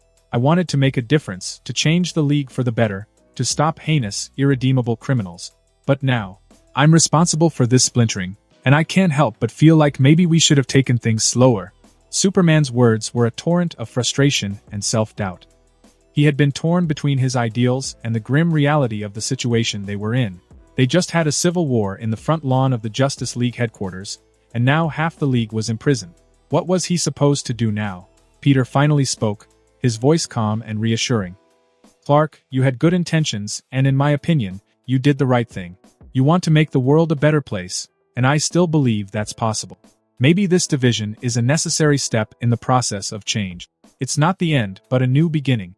Who knows, maybe you guys can learn from this, find common ground, and build a better League. Superman looked up, meeting Peter's gaze. There was a glimmer of hope in his eyes as he considered Peter's words. But how? There won't be any common ground with Batman. You said it yourself, he's a hard-headed man. He won't listen. And if he won't listen, then neither will the rest of them. Suddenly, as Superman finished speaking, a red blur zipped by them before taking a seat at the table. "I'll listen." Flash. Superman muttered in confusion. "How?" Peter smiled. "He ran away after I beat his butt." Peter explained why he wasn't in a cell like the rest of Batman's followers. "Did you change your mind, Speedy?" Flash scoffed at Peter's taunting. "First of all, you didn't kick my butt, Peter cut in. "Yes, I did. And second, yeah, I did change my mind," Flash said, shocking Superman as he turned to look Peter in the eyes. "You were right. I'm a hypocrite. I was relieved and happy when you guys killed Joker and the rest of them, but I couldn't admit it. We've been playing this game of catch and release for so long that I just couldn't see anything else working." "What changed your mind?" Superman asked. Flash sighed as he leaned back in his chair. "After I ran off, Peter cut in again. "This is after I kicked your butt, right?" Flash did his best to ignore Peter. "After I ran off, I just kept running out of frustration." Flashback. A/N, LOL. Flashback. "God, I'm so cringe." After getting his butt kicked earlier, Flash ran off, scared of Peter as well as the logic and reason that came along with his beating. As he ran away, he found himself just sprinting around the planet until he was forced to stop and take a breath, exhausted. Looking around, he found himself in the heart of Gotham City, outside a small preschool. As he stood out of sight, Flash noticed a group of parents gathered outside, engaged in animated conversations while waiting for their children to emerge from the school. Barry couldn't help but overhear their discussions, a simple eavesdropping that would change his perspective forever. The parents were engrossed in a topic that left Barry utterly stunned. They were openly discussing the recent demise of the Joker at the hands of Superman. The conversation flowed with an unexpected candor. "I can't believe it," one mother said, her voice filled with relief. "Ever since Superman dealt with the Joker, I feel like we can finally breathe easy in this city. I was actually considering moving away, but now I'm not so sure. Moving is expensive, you know?" Her words struck Barry like a bolt of lightning. It was a startling revelation. These people, ordinary citizens of Gotham, were expressing gratitude for the Joker's death, a sentiment that he'd never expected to hear. A father chimed in, his tone equally candid. "Yeah, I mean, it's about time someone did it. I don't know why Batman didn't do this years ago. We've been living in fear for too long." Barry listened as the parents shared their stories of living in constant dread, afraid of ever catching the Joker's attention. It was a situation he had never truly comprehended before, the daily anxiety that the ordinary citizens of Gotham faced. The realization washed over him like a tidal wave. It was undeniable that the Joker had brought unfathomable pain and fear to this city, and even though Barry had initially been hesitant to endorse killing, the conversations of these parents highlighted the very real impact that a decisive action had on their lives. The transformation in Barry's perspective was profound. He now understood that there were situations where drastic measures might be necessary to protect innocent lives. With this newfound perspective, Barry Allen, the Flash, made a decision. He needed to acknowledge that sometimes the world wasn't just black and white, and that his unwavering stance against killing might not always be the right path either. Flashback. "And so, you finally pulled your head out of your butt?" Peter joked as Flash finished his story. Flash rolled his eyes. "Yeah, I guess so." Superman seemed happy, though it didn't last long. "This still doesn't solve our problem. Flash may have changed his mind, but that doesn't mean the rest will. And especially, not Batman." "No, but it's a start." Peter smirked as he leaned back into his chair. "And I think I have just the idea to help hurry along the rest of the league as well."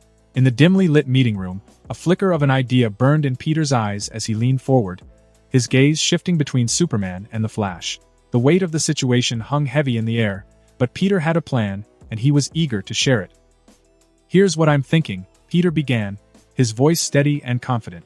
"We need a way to make Batman and his followers truly understand why you guys have taken this drastic step toward executing certain criminals. It's not just about making them agree.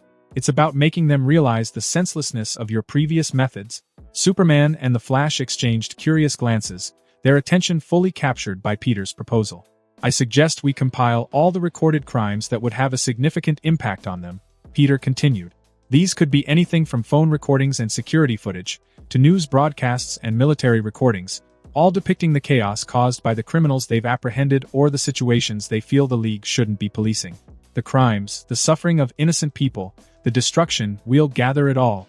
Superman's brow furrowed as he considered Peter's idea. "Basically, you want to show them the error of their ways. Like the cycle of catch and escape and what happens when we tell ourselves that we can't get involved with wars." Exactly, Peter confirmed.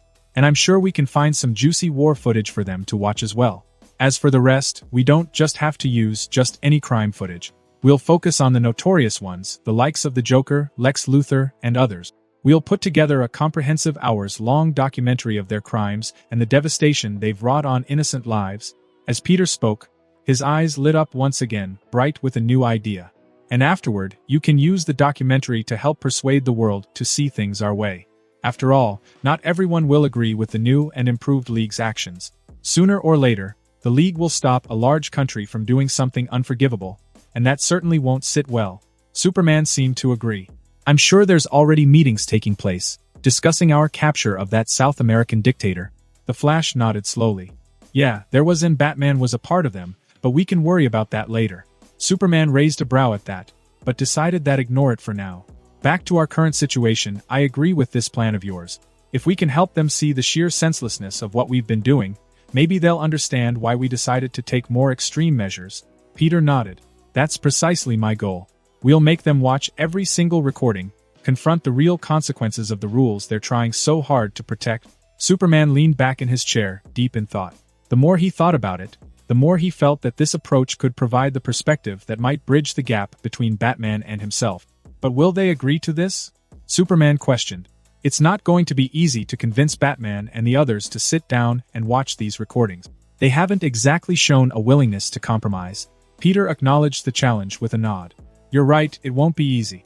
But we can simply make watching the video the stipulation for their release. After all, who wouldn't be willing to watch a movie if it meant getting out of prison? Superman couldn't help but agree. That could work. The Flash chimed in, showing his support for the plan. I think it's worth a shot. If we can get through to them, it's a step toward uniting the League again. Superman, despite his earlier doubts, felt a renewed sense of hope. All right, let's give it a try. If this can help us move forward, I'm willing to do whatever it takes. Peter smirked, hoping that his plan would work. Great. Tony and I will get to work on collecting the recordings and setting up the presentation. It shouldn't take too long since we have Jarvis to do most of the work for us, so they shouldn't be prisoner for much longer. Maybe a day. Who's Jarvis? Flash asked. Jarvis is. The next day arrived, and the large meeting room was set for the awaited gathering. Peter and Tony had been working tirelessly with the invaluable assistance of Jarvis, who had single-handedly scoured databases, swept the internet for relevant videos, and seamlessly edited them into a comprehensive documentary. The footage they had assembled showcased the full extent of the chaos caused by the villains that Batman and his followers had apprehended and subsequently released, as well as the wars and other atrocities that have been allowed to take place under the League's nose for more than a decade. As Batman and his half of the League were led into the room, they exchanged wary glances. They hadn't been informed about the purpose of this meeting, only that they were to attend. Their restraints, which seemed to be magical in nature, kept them and their powers under control for the time being. Superman, flanked by Peter, Tony, the Flash, and Wonder Woman stood at the front of the room. Batman's stern expression remained unchanged, and his voice was laced with skepticism as he asked, "What is this about, Clark?" Superman stepped forward, his gaze unwavering. "We've organized this meeting to provide you with an opportunity to understand why we've chosen the path we've taken. It's important that you grasp the full implications of our previous methods." Green Lantern, who had been locked up alongside Batman and the rest, chimed in, his tone defiant. "This is absurd. We shouldn't be imprisoned in the first place." Superman sighed, understanding their frustration. "And you will be released after you finish watching the video. But first, we need you all to understand the consequences of your actions and why we've resorted to a more strict approach." The room was filled with murmurs of disagreement and frustration. The Flash, who had once stood on their side, stepped forward, joining Superman and Peter. "I used to think like you guys too. But then I realized that our old methods were causing more harm than good." Batman's stern demeanor remained unwavering as he crossed his arms. "What's the catch? It can't be this simple." Superman met Batman's gaze, his expression solemn. "There's no catch. The only condition is that you must watch the entire presentation without looking away or interrupting." Green Lantern, still defiant, raised an eyebrow. "And if we refuse?" Superman's voice was firm. "Then you'll remain in confinement until you decide to watch it. We're not seeking to punish you, but we need you to understand the gravity of the situation." Martian Manhunter, who had been silently observing, finally spoke up. "This is insane. We've been doing the right thing. You won't change my mind if that, no matter how many videos you have." Flash shook his head. It might have felt like the right thing, but was it the right thing for innocent people? Or is it just the right thing for us? To give us a villain to fight or make us feel good because we did the right thing? No, the right thing would have been to protect the innocent and put a permanent stop to people like the Joker, who had the entire city of Gotham afraid to go outside their homes, for fear that they might catch his eye. Exclamation point. As soon as Flash finished speaking, the room was filled with shouts as everyone tried to counter his opinion. Finally, with everyone agreeable and seated, albeit begrudgingly, Superman took a deep breath and pressed a button on a small remote. In response, the largest screen in the room lit up, casting a glow on the restrained League members. The documentary began, and the room fell into silence as the graphic depictions of crime and chaos unfolded before them. The documentary was meticulously designed to convey the brutality and senselessness of the crimes committed by the villains they had captured and subsequently released. It was a painstaking montage of raw, unfiltered reality. The scenes depicted were a grim reflection of the darkness that had been allowed to fester, causing untold suffering and chaos. Mass murder. Villains, like the Joker, have been almost constantly responsible for mass killings or terrorist acts. The League members were forced to watch the heart-wrenching aftermath of bombings, mass shootings, and large-scale destruction, which took countless lives. The images of grieving families and broken communities left a haunting impact. Kidnapping and torture. Cases of innocent people being kidnapped, tortured, and traumatized appear alongside the occasional video. Scenes of victims in captivity, recorded by their own captors. Their eyes filled with terror, sent a shiver down the spines of the restrained League members. It was a harsh reminder of the cruelty that had been enabled by their previous actions. Serial killings. The overwhelming number of serial killers among villains was shocking to say the least. Almost every villain could be called a serial killer. The faces of their victims and their chilling stories added to the growing weight of despair in the room. Psychological manipulation. Some of the most disgusting criminals manipulate and exploit vulnerable individuals, like Harley Quinn, who was once a normal psychiatrist before the Joker took an interest in her. Stories of survivors haunted by their experiences served as a stark reminder of the villain's capacity for manipulation and cruelty. Arson. Fiery destruction caused by acts of arson, committed by criminals like Firefly, resulting in the loss of property and lives. Burned homes, businesses, and lives torn apart by flames were distressing images for the League members to witness. Drug trafficking. The devastating impact of drug trafficking on communities and individuals. Criminals like Two-Face, the Joker, and the Penguin made most of their money through dealing drugs. The toll it took on families and the victims of addiction painted a bleak picture of the consequences of the villain's actions. Human trafficking. Next, detailed stories of human trafficking, particularly the exploitation of children and women, unfolded before everyone's eyes. The horrors of human trafficking were laid bare, forcing the restrained League to confront the painful reality of their past decisions. Corruption. All around the world, criminals have infiltrated and corrupted institutions, eroding trust in law and order. Stories of justice perverted by corruption left a sense of bitterness and disillusionment. Escapes from prison. One of the main subjects that the video emphasized was the repeated escapes from prison, showing just how broken the justice system really is. The compilation of jailbreaks, eluding capture, and returning to a life of crime was a stark reminder of the inefficacy of their previous method. War crimes, and countries committing atrocities. This may have been the hardest portion of the video to watch. The lack of care the League had shown toward the international community and its problems was staggering. The portrayal of war-torn regions, war crimes, and countries committing atrocities, like slavery, genocide, and much more, left a bitter taste in the mouths of the restrained League members. As the presentation progressed, the restrained League members found it increasingly difficult to watch. Their initial resistance slowly gave way to a profound realization of the flaws in their way of doing things. Shock, sadness, disgust, anguish, and guilt manifested in their expressions. It was a painful journey of self-discovery and understanding. The room remained silent, save for the haunting sounds and narratives of the documentary. For the first time, Batman and his followers began to question their previous methods and their roles in enabling these atrocities. The notion that Superman might be right had crept into their minds, and the weight of that realization pressed heavily upon them. The dimly lit meeting room held a heavy silence as the screen dimmed, and the lights came back on. Both sides of the League sat in stunned silence, their faces etched with horror and conflict. Each of them had witnessed the graphic depictions of crime, chaos, and suffering caused by the very villains they had once apprehended and subsequently allowed to be released. The weight of their previous methods and the consequences of their actions now bore down on them. Batman maintained his usual scowl, but inside, He too grappled with the grim reality the documentary had unveiled. Though he remained quiet, neither confirming nor denying any change of heart. Taking a deep breath, Peter, the man who had masterfully orchestrated this eye-opening presentation, snapped his fingers, deactivating the magical restraints that had kept Batman and his followers captive. They made good on their agreement to watch the entire video without interruption, so now they were free. Superman stepped forward, his expression solemn. "I want to apologize for subjecting you all to such atrocities," he began. "But it was necessary to make you realize the harsh truth of the world and the roles we've played in it. We had to show you why we've chosen this new path." Wonder Woman added, her voice filled with empathy, "We're not seeking to punish you, but to open your eyes to the suffering that we've allowed to continue. We believed we were doing the right thing, but it's time for a change."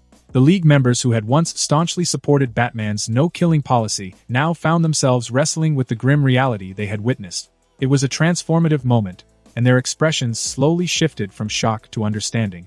Green Lantern was the first to break the silence. "I never realized the extent of the devastation caused by our methods," he admitted, his voice laced with regret. "We were too focused on the rules and ideals, and we failed to see the bigger picture." Aquaman reluctantly nodded in agreement. "Flash was right," he said, his voice tinged with regret. It felt like we were doing the right thing, but was it truly the right thing for innocent people in that video? If we had just killed certain criminals, then none of that would have happened."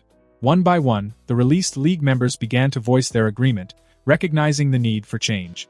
The room's atmosphere shifted from resistance to a shared understanding of the necessity of more extreme measures against unforgivable criminals. Peter smirked, happy his plan seemed to be working. "What about you, Bats?" he asked, eyeing Bruce curiously. Instantly, everyone turned their attention to Batman, the one who had always been the unwavering proponent of the no-killing policy. All eyes were on him, wondering how he felt about this revelation and if he too would change his stance. The silence grew increasingly uncomfortable, broken only by the faint hum of the room's ventilation. Peter's question hung in the air, challenging Batman to reveal his stance on the matter. Finally, after what felt like an eternity, Batman spoke, his voice as resolute as ever. "I understand the need for change. I've seen the devastation and suffering caused by our methods, and it's a burden that I'll continue to carry." He paused, his gaze unwavering. "But I still believe that killing is not the answer." Peter couldn't help but exclaim, exasperation in his voice. "Ugh, come on already. You've seen the evidence. You've seen what allowing these criminals to continue living does to innocent people. Your ideals have merit, but it's not working. You've seen that it doesn't prevent more suffering, it perpetuates it." Superman, standing by Peter's side, sighed and offered a wry smile, having expected this from Batman. He respected the Dark Knight's unwavering dedication to his ideals, even if it was starting to tax his patience. Others in the room, those who had once been staunch advocates of Batman's ideals, chimed in with their own perspective. They pleaded with Batman to reconsider, to adapt to the changing world and the new insights the documentary had provided. Aquaman added, "Batman, your ideals have their place, but in a world where our actions have led to unimaginable suffering, we have to make a difficult choice. We can't allow these atrocities to continue." Green Lantern spoke up as well. "It's not about becoming murderers. It's about putting an end to the suffering that these villains have caused for far too long. It's about saving lives and preventing more pain and loss." However, Batman remained steadfast in his belief. He couldn't abandon his principles, no matter how compelling the evidence against them. His determination to preserve the sanctity of life was unwavering, even in the face of overwhelming evidence to the contrary. Frustration simmered in the room as those present tried in vain to sway Batman's stance. Everyone was ready and willing to follow Superman's new way, except for him. Finally, seemingly weary of the persistent attempts to change his mind, Batman rose from his seat. The room fell into a stunned silence as he declared, "If the League is so lost that you'd all turn to murder to solve your problems, then I have no place here anymore." The shock that rippled through the room was palpable. No one had expected Batman, the stoic leader of the League, to quit. The consequences of his decision hung heavy in the air as he strode toward the exit, each step carrying a weight that echoed like a drum. But just as he reached the door, Peter couldn't let him leave without one more attempt to reach the Dark Knight. He snapped his fingers, which caused the door to slam shut in Batman's face, locking him inside. Batman turned back around, looking pissed off. "Open the door, now," he ordered, a threateningly tilt to his voice. "Not just yet." Peter shook his head before speaking up. "What if I show you that our way works? Would you be willing to change your mind?" Batman turned his glare to Peter, his gaze questioning. What do you mean, show me that it works? How? Ignoring Batman's question for a moment, Peter turned to Superman and asked, "Can we end this meeting and talk in private? It's a delicate matter, and I think it's best discussed away from prying ears." There were a few murmurs of protest from the remaining League members, who were eager to hear Peter's plan, but Superman nodded and instructed everyone to leave. "We'll hold another meeting soon to outline the new rules for the League. But for now, please give us some privacy." As the League members left the room, the heavy doors closed behind them, leaving only Peter, Superman, Batman, and Tony. The atmosphere in the room shifted, and Peter finally revealed his plan. Peter met Batman's gaze calmly. "I mean, I can take you to a universe where they've adopted a similar approach, where they don't hesitate to deal with these kinds of criminals. You'll see for yourself that it works, especially in the long run, which I'm sure is your main concern." Batman's skepticism remained evident, but he couldn't help but be intrigued. "And how do you plan to do that?" Tony smirked knowingly. "We have a ship that can travel the multiverse. How else do you think we got here?" Peter looking directly at Batman. "I can take you to my universe where we've been following a similar approach to the one Superman has been proposing. There, you'll see firsthand how it's worked for us, how it's made a difference." Batman remained skeptical, his arms crossed. "And why would I agree to this?" Peter smirked as he spoke. "Because sometimes seeing is believing, Batman. You're not one to take things at face value, and I respect that. I think if you see the results with your own eyes, you might consider a new perspective." Superman, who had been quietly observing the exchange, couldn't contain his excitement. "I think it's a great idea, Peter. I'd like to come along too, if you don't mind. After all, traveling to another universe is an opportunity that I'd regret missing out on." Tony chimed in enthusiastically. "I can't wait to show you guys how much better the Avengers are compared to the Justice League." He just wanted to show off, and so did Peter. Peter shrugged. "Well, that's just obvious." Batman sighed, his reluctance evident, but he couldn't deny that the idea intrigued him. "Fine, I'll go, but I'm not promising to change my stance. I just want to see this for myself." Peter nodded, satisfied with Batman's agreement. "That's all I'm asking for," he says as he waves his hand, opening a portal to his and Tony's temporary base in Gotham. "After you." Superman raised a brow. "We're leaving now?" "Yeah, we might as well get this done before he changes his mind," Peter says as they step through the portal one by one, finding a normal-looking room with a tall metallic cylinder sat in the middle. "Is this your ship?" Batman asks, surprised by how small it was. After all, it's about the size of a small closet or a public phone box. "Yup," Peter smirked as he approached the ship. It stood a bit taller than he was, unassuming in appearance. He glanced over his shoulder at the others, his eyes twinkling with anticipation. "Time for my favorite part," he announced, a mischievous glint in his eyes. Superman and Batman exchanged puzzled glances, not sure what Peter was getting at. Tony, however, rolled his eyes, already familiar with the routine. He knew that Peter thrived on moments like these. "You never get tired of this, do you?" Peter chuckled and turned his attention back to the cylinder. With a flourish, he opened the door, revealing the interior of the ship. It was incredibly vast, a sprawling expanse of advanced technology and sleek design, a stark contrast to the exterior's humble appearance. Superman's eyes widened in astonishment, and he couldn't help but utter the words that always seemed to make Peter's day. "It's bigger on the inside." Peter couldn't help but laugh at Superman's comment, his excitement bubbling over. "Ah, you said it. I love that part." He flashed a grin at Tony, who was unimpressed. "Seriously, when is that joke going to get old?" Tony asked, though he couldn't deny the wonder of the technology he and Peter possessed. Peter just shrugged, still grinning. "Never." With everyone on board, Peter set about starting up the ship's systems. Without explaining anything to his guests, he started up the ship, which soon phased in and out of this universe before finally disappearing altogether. It was a sensation that could make one's stomach churn if they weren't used to it. Seconds later, the ship reappeared on top of the Avengers Tower, with the New York City skyline stretching out below.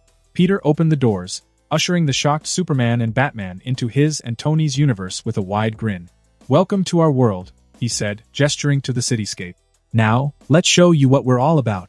After making sure that their ship was securely stashed away in Tony's lab and locked it up with an array of technological and magical security measures, Peter and Tony set out to show Batman and Superman around the Avengers Tower. The advanced architecture and technology that permeated the building were enough to leave both of their guests in awe. Based on their calculations, the Avengers seemed to be around 20 or 30 years ahead of them when it comes to tech. As they walked through the tower's sleek corridors, Peter turned to both Superman and Batman. "Okay, Before we begin, I ask that you keep my name to yourselves, he says as he pulls on his mask. My identity is a heavily kept secret that only a few people know, so let's keep it that way, alright? Of course, Peter didn't plan on bringing them here when he revealed his face and name back in their universe, so he didn't think that he'd have to worry about it. Batman sneered. I would never reveal someone else's identity.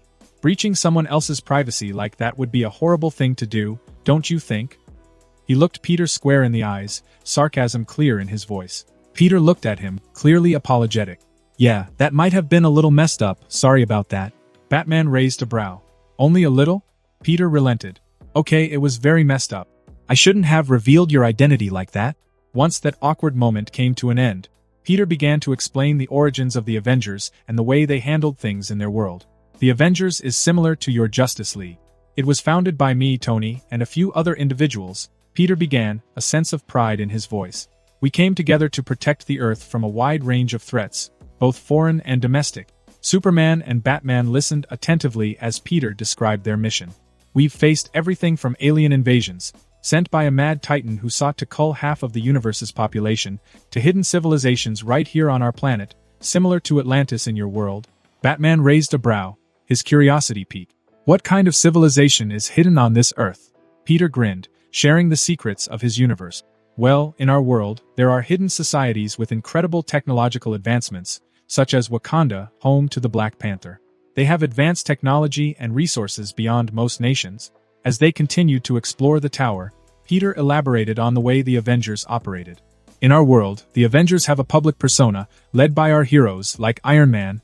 He gestured toward Tony, who acknowledged with a nod, and Spider-Man.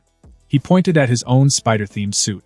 We also have other heroes like Captain America, who's the director of the Avengers and leads the public side of the team. Batman couldn't help but raise an incredulous eyebrow. Captain America? That seems like a rather simple hero name. Peter chuckled at Batman's reaction. Well, when you think about it, aren't you named after a flying rat? It's all a matter of perspective, he quipped, and even Superman couldn't help but laugh. Peter continued to provide insight into the way the Avengers' public persona operated. The public side of the Avengers are taught public relations and never kill in the public eye, unless it's in self-defense or in the defense of others. All lethal action is reserved for the more secretive side of our operations.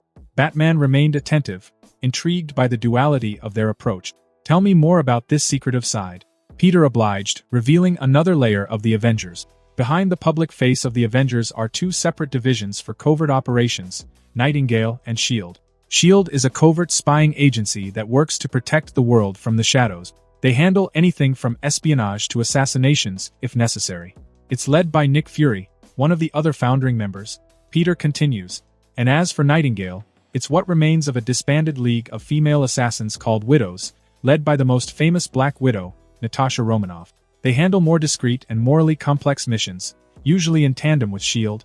As Peter finished explaining a brief overview of the Avengers' operations, Batman took a moment to digest the information. He couldn't help but question, you've outlined an organized system, but how does this convince me that your way is better? You talk about not killing in the public eye and these covert divisions, but it all seems to be under your control. How can I be sure that you don't misuse your power, and that your system truly keeps innocent lives safe? Peter nodded, understanding Batman's skepticism. I get it, you're cautious, and that's a good thing. First, I want to clarify that the Avengers aren't a nation. We don't control any land or people. However, we do serve as a significant global influence. We have the most powerful individuals on Earth, or even the universe, among our rank. Every nation wants to stay on our good side, which helps keep them in check. Tony interjected. To be fair, it wasn't always like that. When we first emerged, there was a learning period. Nations and leaders tested our limits, trying to figure out what the Avengers would tolerate. But we stopped wars, prevented atrocities, and used diplomacy to talk things out. It didn't take long for nations to realize the benefits of cooperation over conflict. Superman was curious and hopeful, considering the potential of this approach. So, you're saying that eventually, nations came together and found a way to live in peace? Tony nodded. Exactly. We still face challenges, but when nations see the alternative, they tend to opt for peace. So, we're not here to enforce a specific agenda, but we've created an environment where nations are incentivized to do the right thing. Peter chimed in again, adding another layer to their argument. Crime has fallen dramatically too. By eliminating certain individuals who would undoubtedly cause trouble in the future, we've made significant progress. In fact, major cities around the world now have such incredibly low crime rates that it's gotten to the point where most police officers are basically decorations, who hand out the occasional ticket and other small offenses. Despite the compelling explanations, Batman's skepticism remained evident. He had been unwavering in his beliefs for so long that it wasn't easy to sway him now. However, Peter wasn't about to give up. He sighed and finally stated, "I understand that you might be skeptical, Batman, but seeing is believing. If you truly want to understand our approach and its impact, I encourage you to investigate for yourself. Go out into this world, talk to people, and see the results firsthand. You'll find that actions sometimes speak louder than words." Batman considered Peter's words for a moment, his face shrouded in contemplation. He wasn't ready to admit any change of heart just yet, but he also couldn't deny the logic in Peter's argument. Perhaps a practical examination of this alternate world was necessary to truly understand the merits of their methods. Without another word, Batman turned and headed toward the elevator, prepared to take Peter's advice and investigate this world further. He couldn't let go of his skepticism, but he was willing to explore a reality that challenged his belief. As Batman made his way to the elevator, Superman, who had been listening to the conversation intently, called out, "Wait up!" His desire to explore this world was clear to see. "Hey, Clark," Peter called out, stopping Superman as he stood in the elevator's door frame. Superman turned back just in time to catch a sleek Stark brand smartphone and a wad of cash. "Call if you need anything. I already put our numbers in the contacts list," Peter says as he gestures to Superman and Batman's costumes. "And feel free to use the money for some normal clothes and any food that you'll need. Thank you," Superman said gratefully as he stepped into the elevator alongside Batman, leaving both Peter and Tony behind. As they leave, Peter turns to Tony. "Have Jarvis keep an eye on them." Tony nodded. "You hear that?" he called out. "Yes, sir." Jarvis's voice filled the hall. "I'll keep an eye on our guests."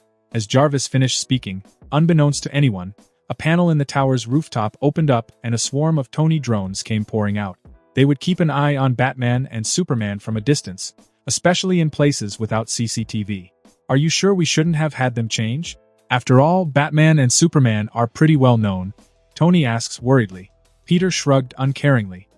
"I doubt anyone will believe that they're actually comic book characters. Well, that's unless Superman starts flying or shooting lasers for his eyes. And even then, people will probably just think he's a metahuman who's copying a fictional character." Tony nodded before bringing up another point. "But what if they find a comic shop or look themselves up? Well, then they get to have an existential crisis, I guess." Peter didn't really care. It was too much work to try and hide it. "If they get into any trouble, let me know." Waving his hand and opened a portal, Peter's living room appearing before them. "I'm headed home for now." "Alright, I should probably go see Pepper as well." Tony waves goodbye and walks off as Peter steps through the portal, which snaps shut behind him. Peter returned to his home, the familiar surroundings of his living room comforting to him after a long travel. As he stepped through the portal, he couldn't help but let out a contented sigh, glad to be back in his own world again. However, as he closed the portal behind him, he noticed something unusual. The sounds of laughter and chatter reached his ears, coming from the direction of the kitchen. Curious, Peter walked over to the kitchen door and peeked inside, finding a surprising scene. His kitchen was bustling with activity. Around the dining table, there were about 10 children, including his daughter Lily, who was at the center of the gathering. America Chavez, who was currently living with them, was also among the kids, engaged in the fun and laughter. Peter froze for a moment, caught off guard as one of the kids, a particularly energetic one, suddenly ran in his direction. In a swift move, Peter leaped up, sticking to the ceiling, where he remained concealed from their view. From his upside-down vantage point, Peter observed as the child looked around, clearly confused, as he could have sworn that someone was there a minute ago. The kid shrugged it off and rejoined their friends, running off to play in another part of the house. Patiently, Peter waited until he was certain that the children were sufficiently distracted before creating a portal right beneath him. Detaching from the ceiling, he landed on his feet in his bedroom, the portal closing behind him with a soft whooshing sound. Taking a deep breath, Peter peeled off his mask and tossed it aside. He couldn't help but smile at the close call with the kids in the kitchen. "I didn't know Lily had so many friends." Just as he was about to relax and reflect on the events of the day, the bathroom door, which was connected to his bedroom, creaked open. His fiancée, MJ, stepped out, completely naked, her entire body still damp from a shower. She looked surprised to see Peter standing in the room, and for a moment, they simply stared at each other. It had been almost 2 months since Peter had left to deal with whoever was hunting America down, and MJ had been worried about his safety. However, the initial shock quickly transformed into a wide smile as she realized that Peter had returned unharmed. Ignoring her nakedness, she rushed toward him, her embrace warm, inviting, and wet. But you wouldn't hear him complaining. "Hello, beautiful," Peter wrapped his arms around her, allowing them to wander. "After all, it's been 2 months since they've seen each other. Did you miss me?" MJ looked up, pecking him on the lips. Always. After their loving reunion, Peter and MJ shared a tender moment. The joy of being back together after his absence was undeniable. However, as they held each other close, Peter's heightened senses began to tingle, and he sensed something was amiss. Before he could react, MJ suddenly withdrew from their embrace and wound her hand back, delivering a resounding slap across Peter's face. It was a sharp, stinging slap, and her expression held a mix of happiness and frustration. She was upset that he had been away for so long, leaving her worried and alone. Peter could have easily dodged the slap with his spider-like reflexes or even stopped it altogether, but he chose not to. He knew that he deserved it. He had put MJ through a lot with his frequent disappearances and the danger that always seemed to follow him. He took the slap without complaint, understanding that it was her way of expressing her feelings, a mixture of relief and pent-up frustration. After all, he had a lot of explaining to do about where he had been and the circumstances of his prolonged absence. Once the sting of the slap began to fade, Peter looked at MJ with sincere eyes. "I'm sorry," he said, not just for being gone but for all the times he had to leave her behind. He knew it wasn't easy, but he hoped she could understand the reasons behind his actions. MJ's anger seemed to ebb as well, replaced by understanding and concern. She sighed and touched his cheek gently. "You have a lot of explaining to do, Peter Parker," she said, her voice soft and filled with affection. Peter nodded, knowing he had a lot to catch her up on. But for now, they held each other close, sharing a deep sense of relief and love, regardless of the challenges they faced. As Peter reconnected with MJ and the rest of his family, Superman and Batman exited the Avengers Tower, stepping out onto the bustling streets of New York City. They still wore their superhero costumes. Their striking appearances drew the attention of the people around them. As they walked through the city, anyone who passed them couldn't help but glance in their direction. Some smiles of appreciation crossed the faces of onlookers, while others couldn't resist a sense of awe, assuming that the two towering figures were merely dedicated cosplayers. Superman and Batman exchanged puzzled glances, wondering why the pedestrians were paying such close attention. They were well aware that their superhero costumes made them stand out, but it felt as though these people recognized them, and that was more than a little perplexing. "Why does it feel like we're famous?" Superman questioned, his brow furrowed. "Everyone's looking at us and smiling. It's making my skin crawl." Batman, too, was bewildered by the attention. "I don't know, but it's like they know who we are, but that's impossible. We're in a different universe." And it only got weirder as they continued. Soon enough, people began to comment on their cosplay, appreciating their dedication to accuracy, while a small minority of passerbys laughed at them, calling them comic nerds as they walked off. Superman couldn't help but chuckle despite the confusion. "I thought wearing our suits wouldn't matter, but it seems our costumes are even more conspicuous here than they are in our universe." Batman kept his gaze focused ahead, the gears in his mind turning. There must be a logical explanation for this. Perhaps the people in this universe are simply more social than others? Though I still haven't figured out what a cosplay is. Superman was just as confused. "Maybe we should use the money Peter gave us and buy some normal clothes?" Batman nodded in agreement. "That's probably a good idea." As they strolled through the city, looking for a clothing store, they encountered a large building with colorful banners and posters featuring a familiar group of heroes. Batman and Superman froze, recognizing their own images among the depictions of the Justice League and other unknown characters. "What in the world is this place?" Batman muttered, his eyes locked on the signs and banners. Superman scanned the surroundings, his super hearing picking up the excited chatter of people nearby. "I think this is some kind of event center. Look at all those people entering the building." Indeed, they had stumbled upon Comic-Con, a massive convention for fans of comics, movies, and pop culture. To their astonishment, they saw cosplayers in elaborate costumes, many of them dressed as characters from their own universe. The crowd was a vibrant mix of enthusiasts who were deeply passionate about the world of comic. Batman's analytical mind quickly connected the dot. "It's all starting to make sense. Peter and Tony knew so much about us because they're from a universe where we're just fictional characters." Superman nodded in agreement. This must be why people recognized us and thought we were cosplayers, whatever that means. We're not just famous, we're iconic characters in their world. They shared a moment of realization and confusion, coming to terms with the fact that they were considered fictional characters in this universe. It was a revelation that challenged their understanding of reality. "Let's go inside and see what we can find out," Batman suggested, his curiosity piqued. "Maybe we can learn more about this world's perspective on the Justice League." Superman agreed, and together, they entered the convention center. Their costumes were so impressive that the security didn't even bother asking for their pass, and merely stepped aside, thinking that they must have some sort of special access. Inside the vast, colorful world of fan art, merchandise, cosplay, panels, and unhygienic fans, Batman and Superman marveled at the vibrant display of fan art, merchandise, and the enthusiastic crowd. Their costumes, while clearly not the product of cosplay, gained the attention of many attendees who believed them to be dedicated fans. As they strolled through the event, a rather large and muscular teenager wearing a costume similar to Superman's rushed over, eyes wide with excitement. He was dressed as a makeshift version of the Man of Steel, with a homemade cape and a symbol drawn with marker on a t-shirt. His enthusiasm was infectious. "Whoa, your Superman cosplay is amazing," the teenager exclaimed, looking at Superman with awe. "And Batman, your costume is so intricate. You guys are nailing it." Batman and Superman shared a bewildered glance, unsure of how to respond. They didn't know that their real counterparts were fictional characters in this universe. To them, it seemed like Ned was merely complimenting their cosplay. "Thanks," Superman said, his voice warm, masking his bewilderment at seeing a grown man dressed as a shitty version of him. "Your costume is pretty cool too." The teen beamed at the praise. "Thanks. I'm Ned, by the way. You guys want to explore the con together? DC fans gotta stick together, right? There's so much to see here."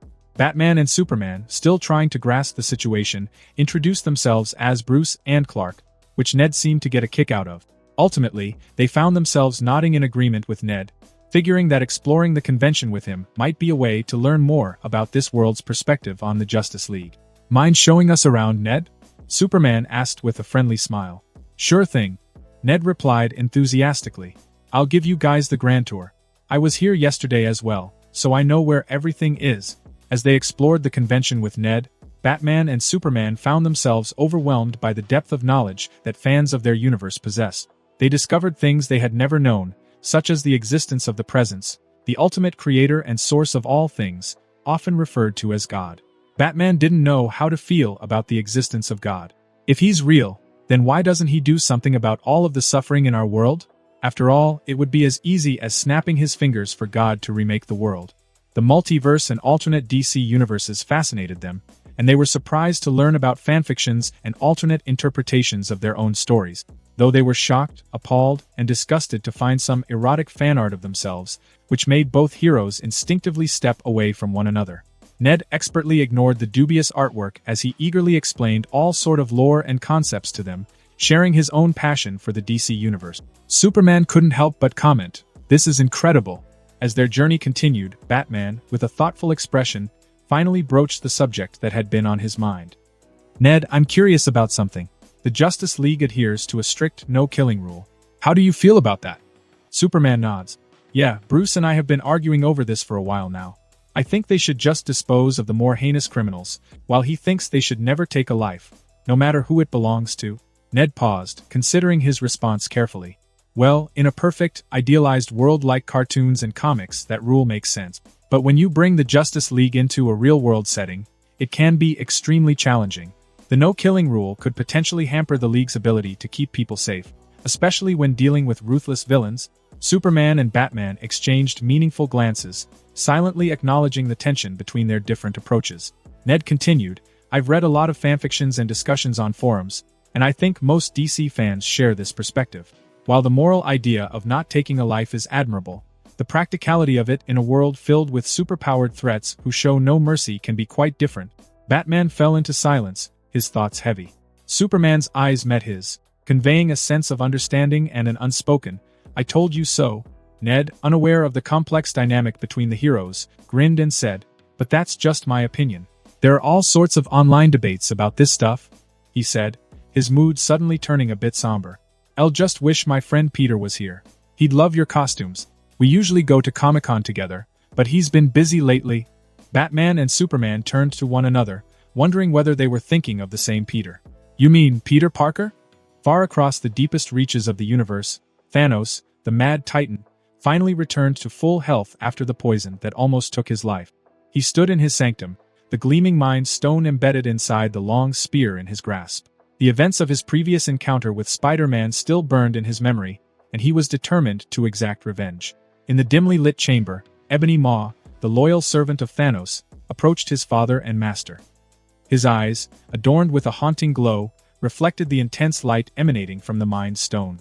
"My lord, you are fully healed and more powerful than ever," Maw acknowledged with a low, subservient tone. "How may I serve you?" Thanos turned to his trusted servant, the corners of his lips curling into a sinister smile. "It is time." Ebony Maw inclined his head, understanding the gravity of the situation. "What are your orders, my lord?"